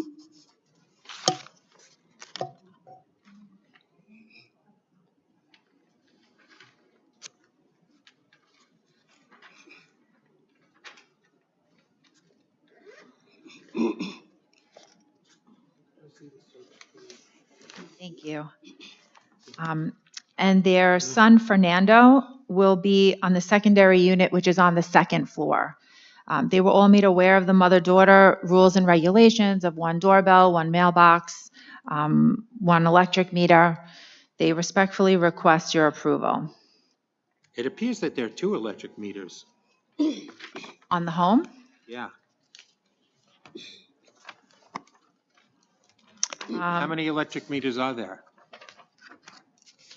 I did not notice it, but if there are 2, they will be taken off.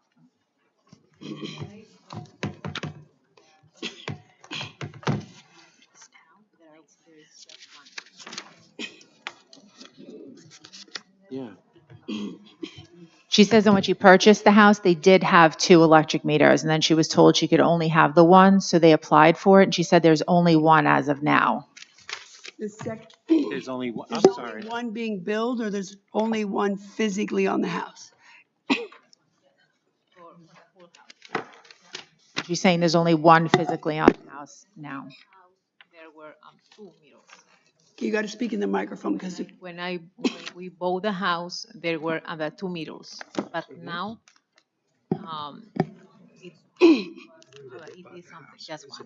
Has just one. Okay, so when were the go ahead. No. I'm sorry. No, go ahead. The photographs show 2. So. Thank you.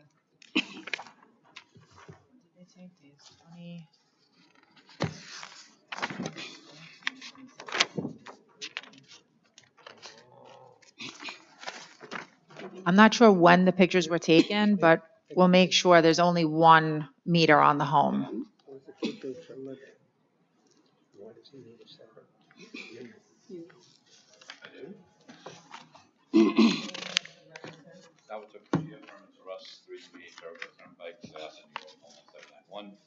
To answer the question on when the pictures were taken, I took the photos of the home. When she retained us to do it, I advised her that the 2 meters had to be removed. I'll repeat that again. I took the photos originally when we were retained. I advised her that the 2 meters can't be. She called PSE&G, had one of them removed. So the pictures show 2, but as of right now, it's only 1 meter on the dwelling. When approximately was that? When we took the picture? Yeah. When she first retained us, which was, I would say, close to a year from now already. Yeah. When did you go back to confirm there's only 1 meter? I went back after PSC&G went out and removed the meter, and I was also at the dwelling today. So there is only 1 meter at the house. And when did you buy the house? 2 years ago. Before or after October 2nd of 2024? October 20, we both like when April 20. We have a number of complaints that were submitted, and just looking at one, which is fairly lengthy, it details a rental listing in October of 2024 on apartments.com that was from 10/2/24, closed on 10/21/24, so that would be after you owned it. And we'll give you these, Ms. Kochia, to look over, but there's a lengthy recitation here. Seemingly, this neighbor is clearly concerned about, and there's even a copy of the ad for the rental. So we'll give you the stack. Let me see. Just wanted to, this is all still about the rental stuff. That all may be that one. Okay, so you want to give her that? I don't know. Where are the plans? In the file. Yeah, they're in there.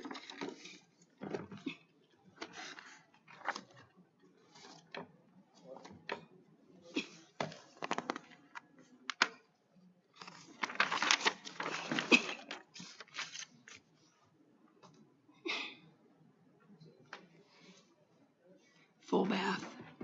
Mm-hmm. Full bath, bedroom and living room downstairs. And then In the basement.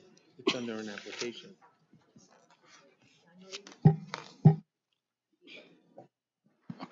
So when I bought the house, that person was there. La persona que estaba en la casa cuando la compraste a ti. Estaba en el segundo piso una persona Okay. que los dueños anteriores me la vendieron con él, pero él estaba buscando casa y él se fue como en enero del 2025. Okay. Oh. Oh, sorry.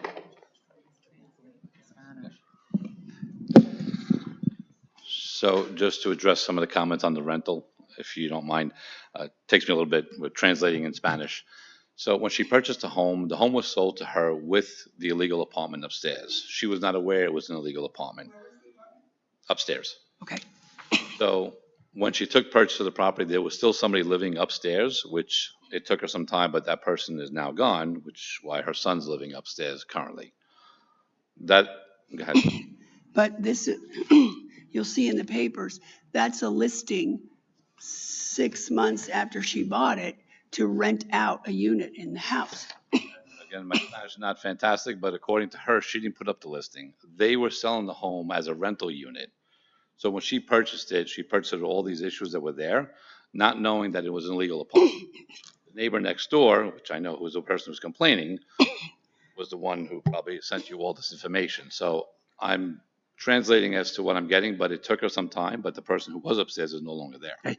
There's just a question. And the application shows that 3 people are going to live in the primary unit and Ariel is going to live in the other unit.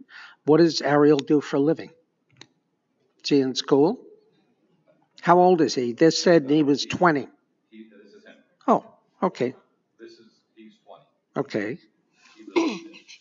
You're 20 years old now? 21. 21. And what do you do for, what does he do for a living?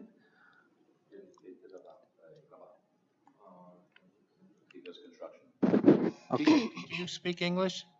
A little bit. No, Yeah. neither of you? Okay. In the future. Can I ask a question? Why does he feel that he needs a separate kitchen? John, I think we should. There's confusion. And he has a girlfriend. She doesn't live with him, but he wants his own space. Unfortunately, he can't move out because dollars and cents wise, not a possibility. Ms. Kochia, in the future, and we've never asked you this before, maybe if you have clients who have difficulty with language, we can often arrange for a translator, so give us some advance notice. Now, this house has a sunroom, 2 bedrooms on one floor, 2 bedrooms on another floor. Then there's a basement that has an exterior entrance, a full bath, another room that presumably can be a bedroom, and then a large room. What is the basement used for? So the basement has the washer dryer. It's like a little extent of a family room. It's a computer set up with a desk. That's pretty much You've been it. in there? Yes, yeah. Basement entrance is in the backyard, covered underneath the, Yes, the basement entrance is in the backyard. And again, I know you said that she bought it planning to make it a rental, but that was in April. And the rental advertisement on apartments.com was in October. Right, she's saying that she didn't put the ad up. The real estate agent put the ad up, not her. So she wasn't looking to rent the apartment. So, just so we're all on the same page, how this came about with us, I'm sorry, I'll take this. Just so we all know how this came about with us, she retained somebody to legalize as a mother-daughter. The person that she retained back in the beginning, which is why if you look at your search sheet, there's an application filed to maintain a finished basement with a wet bar. The person she retained she took $7,500 from the woman, filed a set of plans to legalize a finished basement with a wet bar, which the town told her wasn't going to happen, and he didn't want to file a mother-daughter, nor did he show the addition on the back of the home and everything else that needed to be legalized. I met her in the building department, went to her home, looked at what she had. The person that she hired didn't show plans for the sunroom, which didn't have a permit, the second floor deck, which didn't have a permit. And I explained to her, this is, it has to be filed as a mother-daughter, not as a wet bar. At the time that I was there was no tenant. Her son was living upstairs.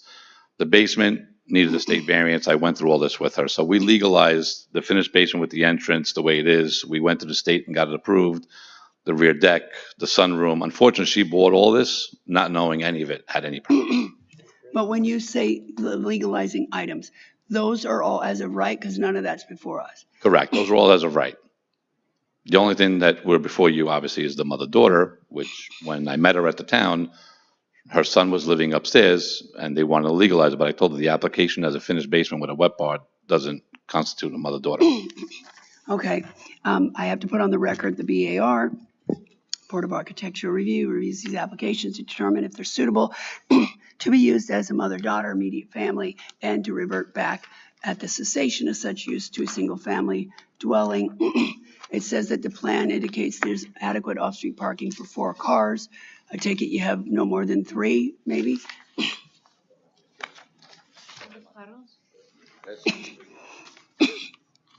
How many cars? 3 cars.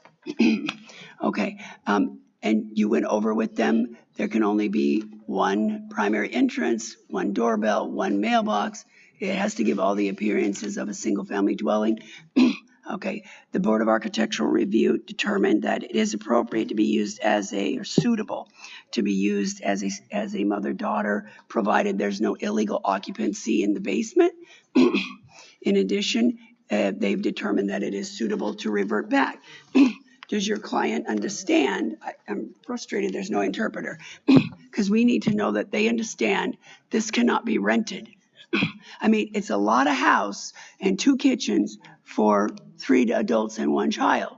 So, the fact that they were trying to rent it, or they say they weren't, in October, these neighbors are on top of it, and that's how we get our information.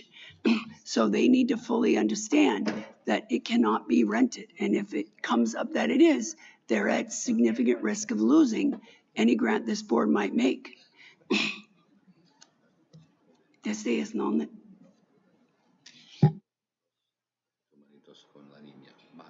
Sí. 3 máquinas, un buzo per la puerta, todo una mailbox. Basta. Sí. Yeah, they understand. They're aware of it, and then they have no intentions of renting it out. No.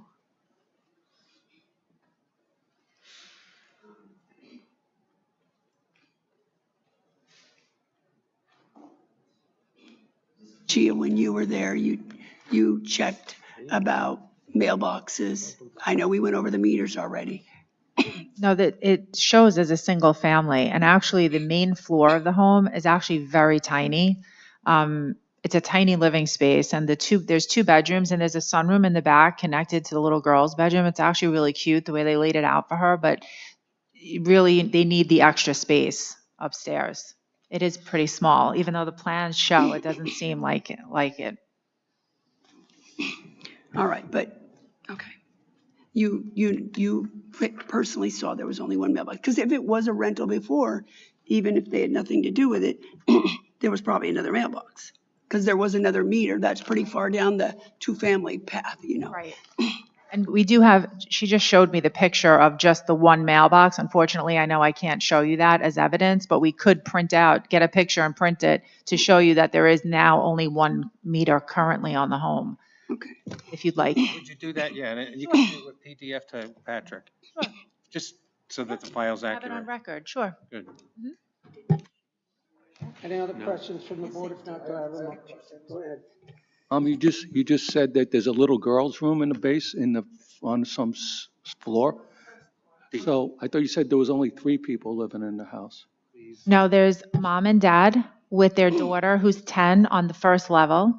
Right. And then upstairs is the son that's sitting here today with us. So there's 4, 5? No, so there'd be 4 total. There would be 2 adults and a child's main floor, and then the young man upstairs. Thank you. You're welcome. Any other questions from the board? If not, do I have a motion? Mr. Chairman, I would move that the hearing be closed, that the matter be placed on the decision calendar.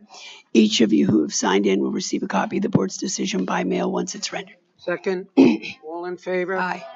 Thank you. I believe that concludes the morning calendar. We'll take a short break, come back in about 10 minutes and do some decisions. Do a lot of decisions. Take it easy.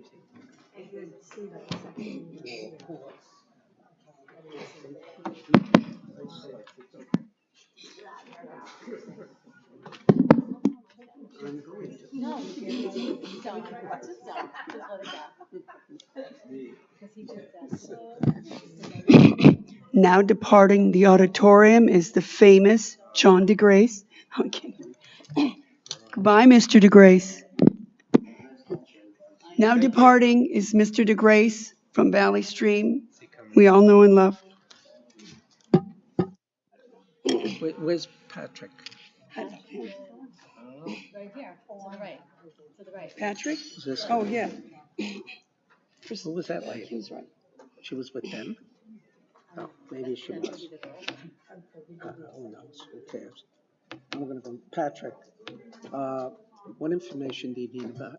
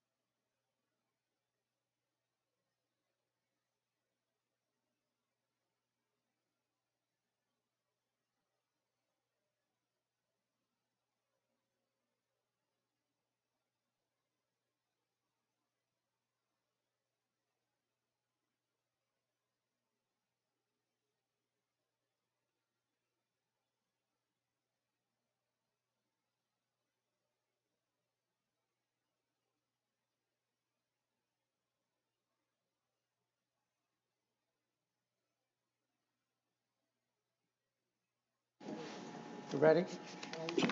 Patrick? We're ready? Okay.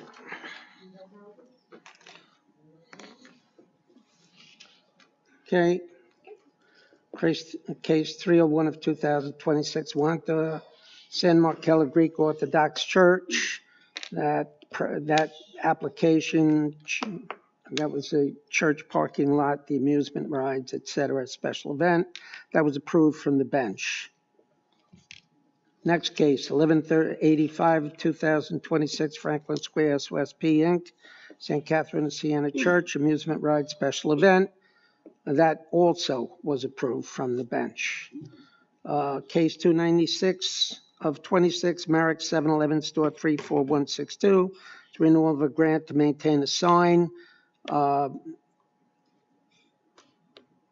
That was inspected. Do I have any questions from the board? If not, do I have a motion? Make a motion on case 296 of 26, Merrick 7-Eleven store, renewal of a grant to maintain double-faced sign, be granted as requested, 5 years, same conditions. Second? Second. All in favor?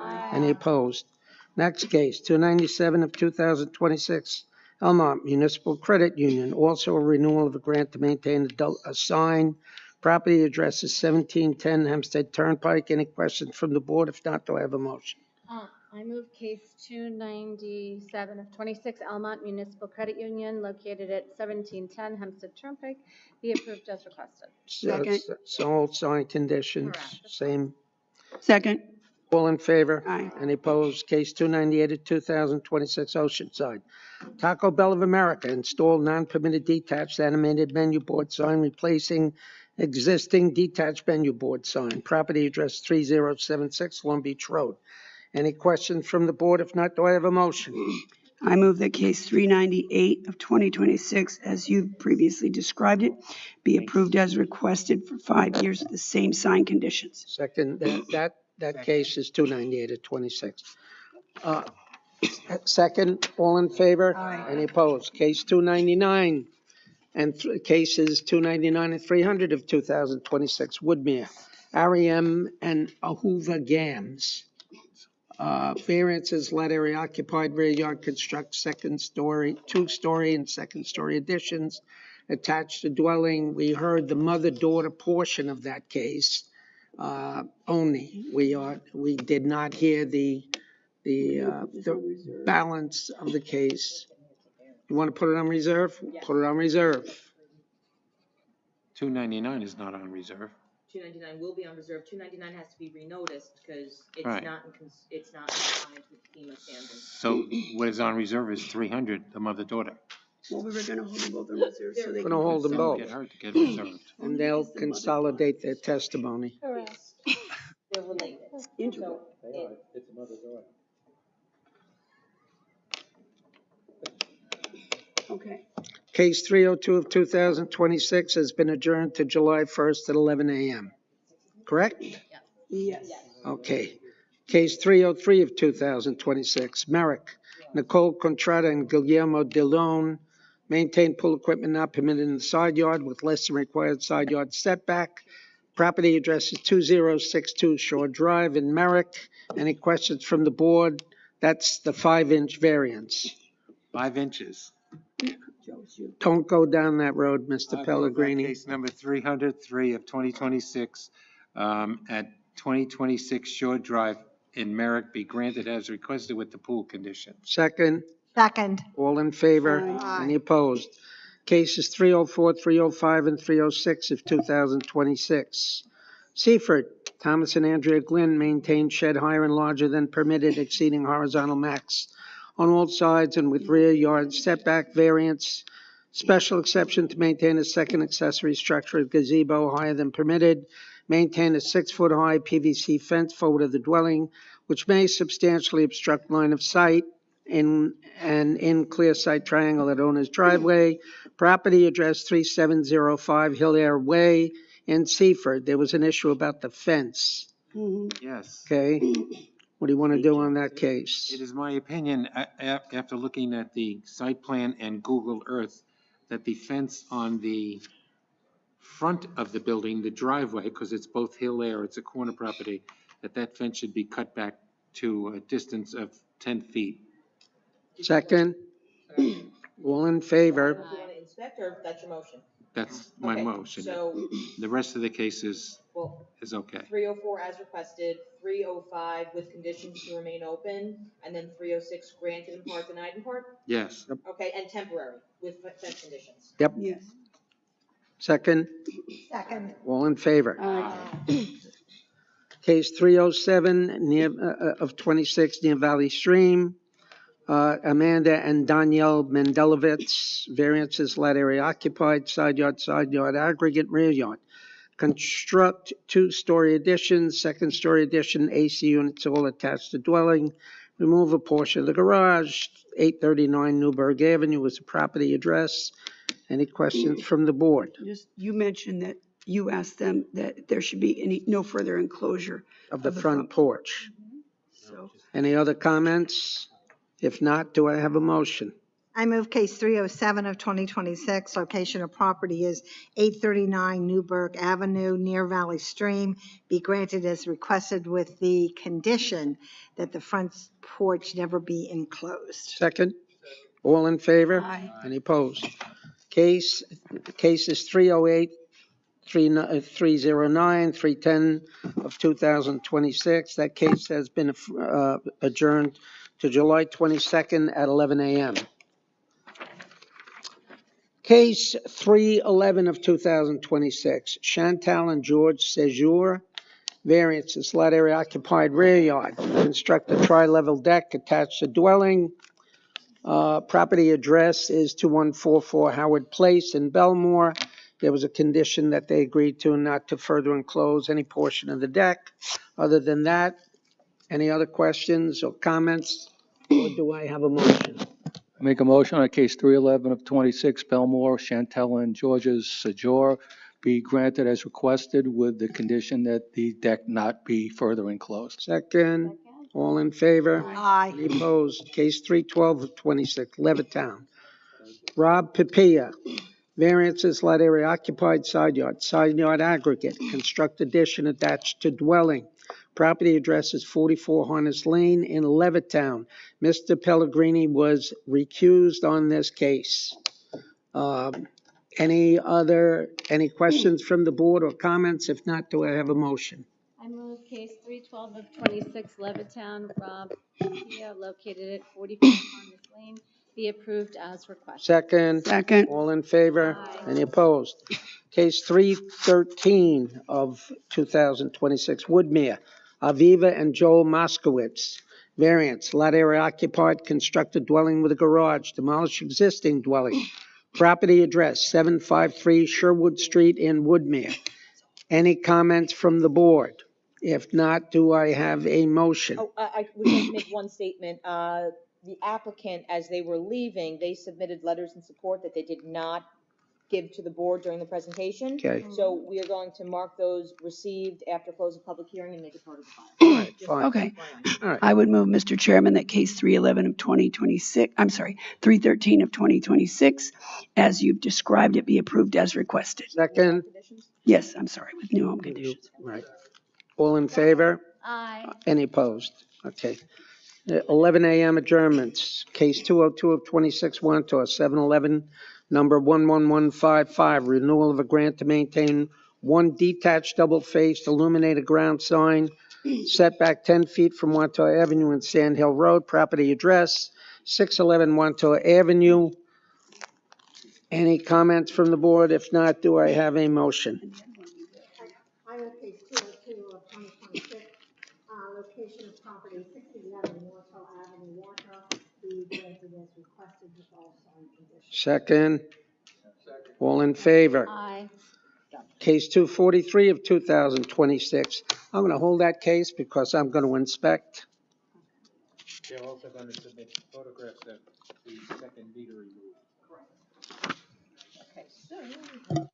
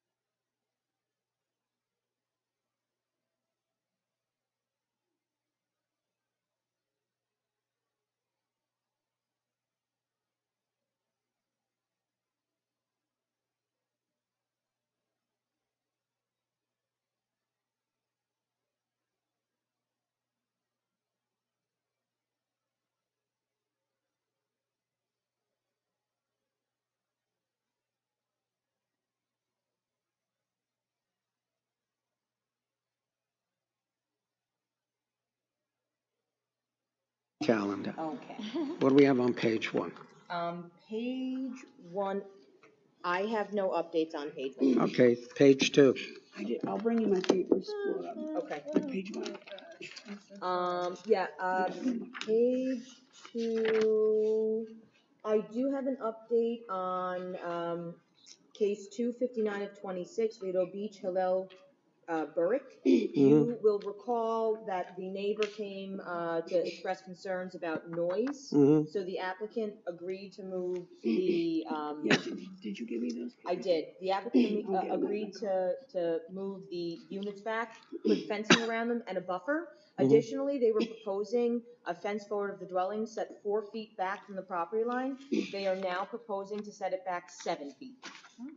That's getting closer. Yeah, I'll get those papers out of my car and we could do that after this afternoon, since we have a short afternoon. Yeah, I'll pull them out of my car. Is that the amended site plan that they submitted?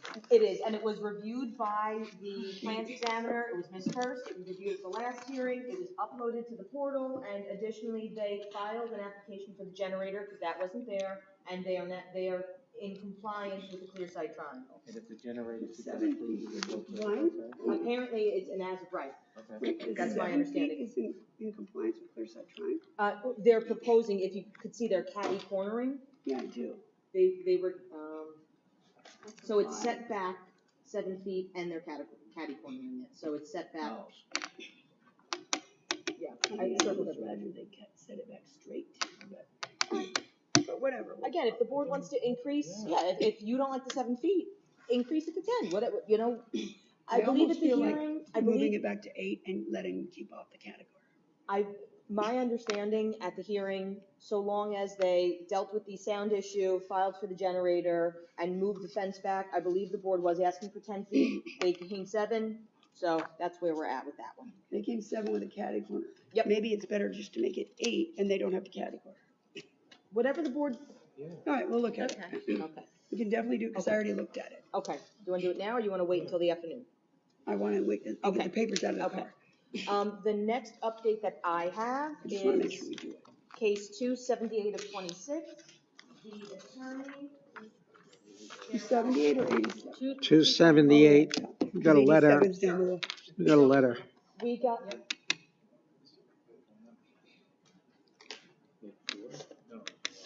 Okay. It's the letter from the attorney. This is a supplemental letter. Right. Christina, if Chairman, go back Yes. to case 264 at the bottom, page 2. I didn't have an update on that one, so sorry. I emailed it. Case, Go ahead. case 264 of 2026, Cecilia Reyes, it's located at 86 South Cabot Lane in near Westbury. That's an LPRD. They way overbuilt based upon the permit that was issued, and it really encroaches into the rear yard, and I would make a motion that this case be denied. Okay. Second? All in favor? Aye. I'm sorry, now your turn, Christina. Sure. Oh, this one, It's going to be who? Creative Playhouse. Reyes. I was gonna say it was Christina Gonzalez. Yeah. She's from Chris Ross's office. She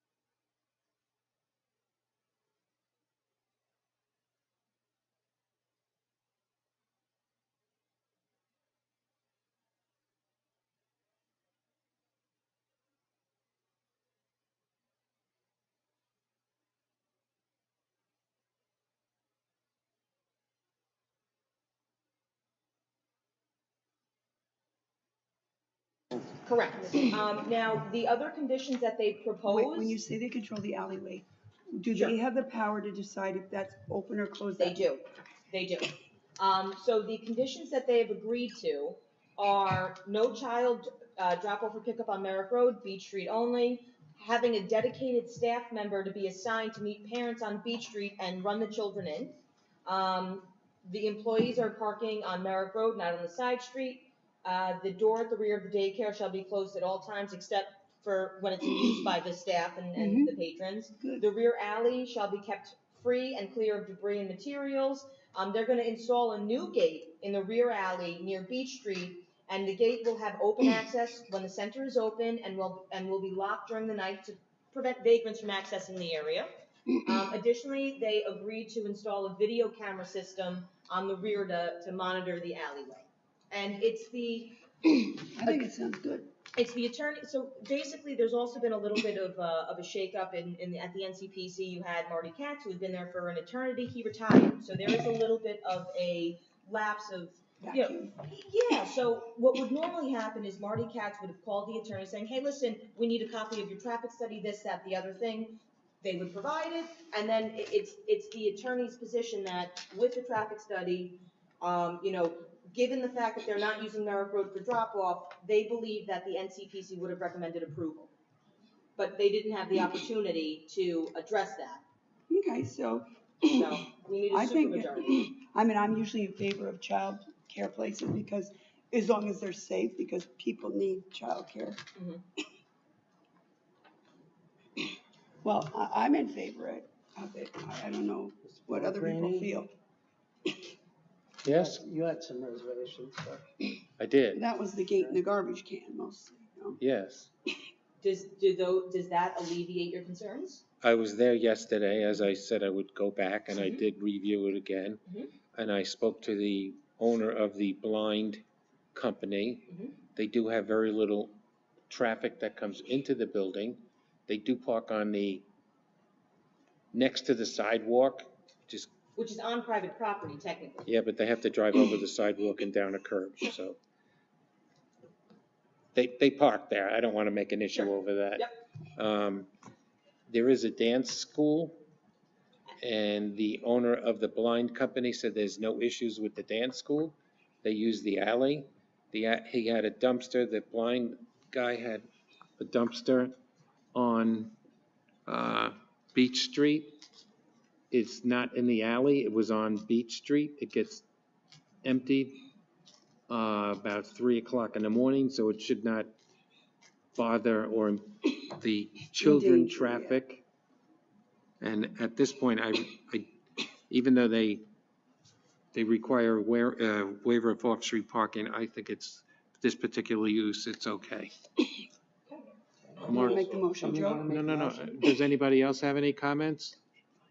I personally don't think it's a good idea where the kids are getting dropped off in an alley. But the cars there, with the new letter and what Mr. Pellegrino inspected, I'll go with what I'm good with it. So, Okay, I need no other. motion. I will. I'm not gonna fucking comments.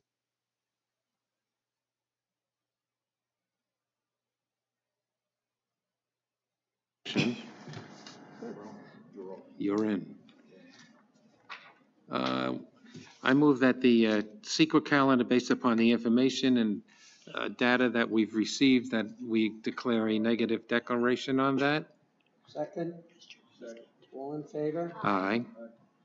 As to the children's play area, special exception for proposed daycare, should that be temporary? Did we ever do temporary on that, stuff like that? For what? The daycare? We generally don't. I mean, Can we feel, I don't like that if we grant a variance for this place, like we grant it based on the people aren't coming and staying, right? The traffic variance.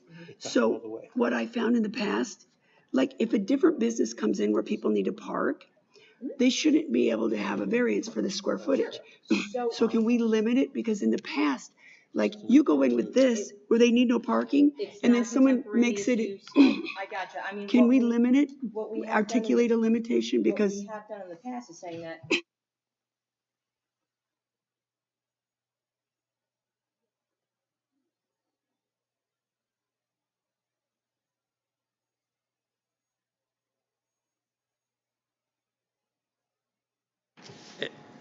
Parking variance be restricted to this particular use. Anybody want to make a motion And that'd on be, that one? that was his motion. no, I didn't do the use, I just did the CEQA. I still think it should be temporary, and I understand it's not an issue with the applicant at this point. Temporary for what? 5 years? 5 years? Yes. For what? What part? the entirety. Yeah, the The daycare, entirety. okay, I give up. Or you can make it a 5-year grant, but It's okay. I don't think that we could make, just like, for example, the parking 5 years. I feel No, like it that's just, where it gets the kinda- use, the special exception use of the daycare center. Okay, so temporary grant 5 years with conditions? Yes. Okay, second? Second. All in favor? Any opposed? What, you, What are they gonna check in 5 years? Now, they'll come back. board members that were absent? Wonderful.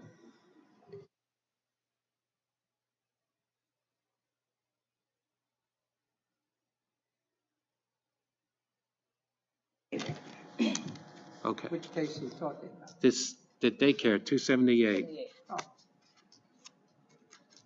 Oh. We're good, we're done. Yeah, we're good. Yeah. Have a nice day. Got it.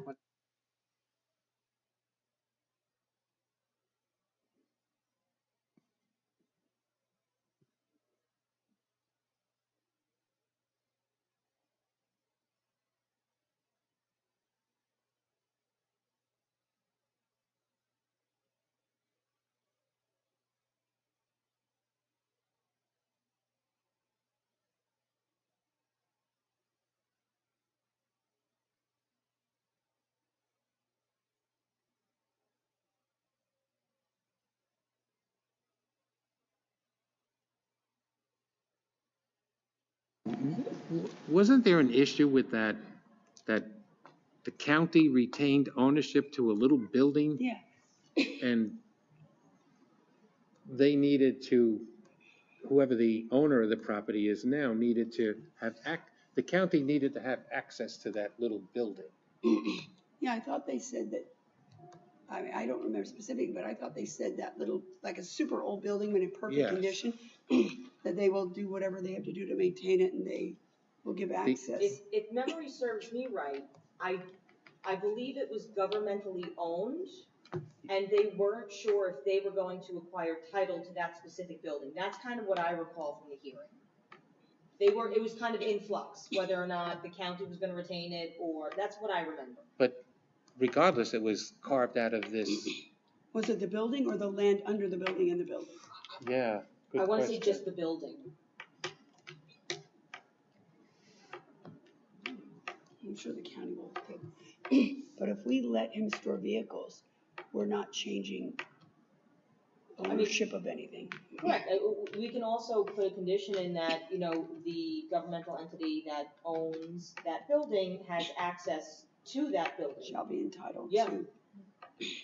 Because I don't think there was any issue with the MTA having access to the parcel, Not granted at it's all, no. overgrown and all that. Right. Nobody, like they said, it's. Yeah, to the it's just extent like there are weeds any- growing on the ivy or whatever, yeah. Correct. To the extent that any government entity needs to access the premises, For whatever. either for maintenance of the structure and or to access the train or whatever they had Correct. mentioned, Which then is they okay. shall so provide such access. Correct, but, On reasonable notice or something. yeah, but, they didn't want to necessarily agree to an easement that that the MTA hasn't asked for, or somebody else hasn't asked for, which I understand too. Yeah, sure.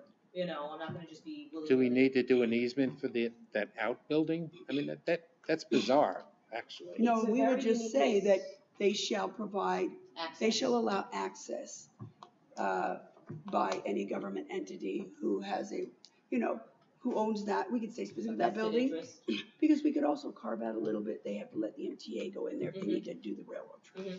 Which we did. Yeah, I'll make, I think we need a secret. I don't see it on here, but it's a use variance and it's a variance in off-street parking. I would do a secret. do you want to do that one, Joanne? Did they, Well, I mean, because Joe did the last one. did they go to the town board to ask for rezoning? And why, if not, why didn't that happen? My understanding is that they did not go to the town board for rezoning, but I will say that the town authorized the sale. You'll recall that the default zone Is a B, is a B. which creates a use variance. Correct. But if they had gone to town board for a industrial Y, most of this stuff. Like if I, you know what, but if I live there, no, but if I live there and they want to do this with it, let's say I'm okay with it, but if they want to rezone it, then all I think about is when that guy dies, what the hell are they gonna put there if they rezone it to industrial? That's a fair point. So you do kind of keep more control over it. As granting a use variance, it's allowed anything. Because you're granting it to these people. And it's granted for a specific use to store commercial vehicles, so if they start to manufacture sauerkraut there, that's not permitted use. You know, wouldn't you rather? I like that down here. It is. And it's supposed to be good for you guys. It is. Yeah, but it's not allowed in any No, district. seriously, Are you okay? It's enumerated. No, it's specifically Get out of here fast. It is. Get Are you, She knew that. really? Correct. But horse riding. Nauseous and expensive, nauseous, Yeah, but what's the difference in horse riding? The smell. The town code. I'm sure it's terrible. I'm sure they're both It's- offensive. Yeah. I love horse Wait, riding. what did you, So shall I make a You knew I motion knew on that. this? I know. That's why I threw it out there. Is there anyone who doesn't, is there anyone who, can we do this case or not? Why? I do think that you do keep more control over it by granting a use variance as opposed to rezoning it. I wouldn't want property next to me rezoned as commercial. It's not next to you. It's Or it abuts industrial. the Long Island Railroad, and on the other side, it's industrial. No, but there's neighbors over there because he talked about being a good neighbor. So all we have to do is grant the decision for leaving access to. Yeah, so I mean, I emailed a copy of the decision, a few weeks back where we touched on all that, and they did agree to, filing restrictive covenants, and they agreed to not putting multifamily dwellings on the parcel. Can we do that? It's up to you, I mean. You want a sequel on it too? I think I would do a secret, it's not listed there, but I can't see how you don't need it. Okay, shall I make a motion if there's no one? Okay? Yeah, I'm okay. Everyone good? As long as they Okay. don't do sauerkraut. Is my motion to adopt the decision or to grant the case? I would adopt the decision. They can Okay, have as it sauerkraut. relates to case 1182 of 2026, which is the case of 3004 Burns Avenue Associates LLC, affecting property located at, okay, West side of Old Mill Road. the west side of Old Mill Road and the south of Burns Avenue.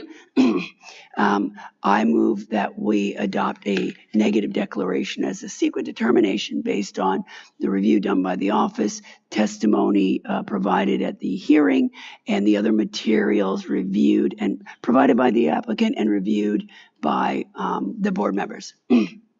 Second. Second. Second. All in favor? Aye. In addition, I move that we grant the requested relief in the same case, 1182 of 2026, and adopt the decision prepared by counsel to the board. That's it, period. Second. All in favor? Aye. Aye.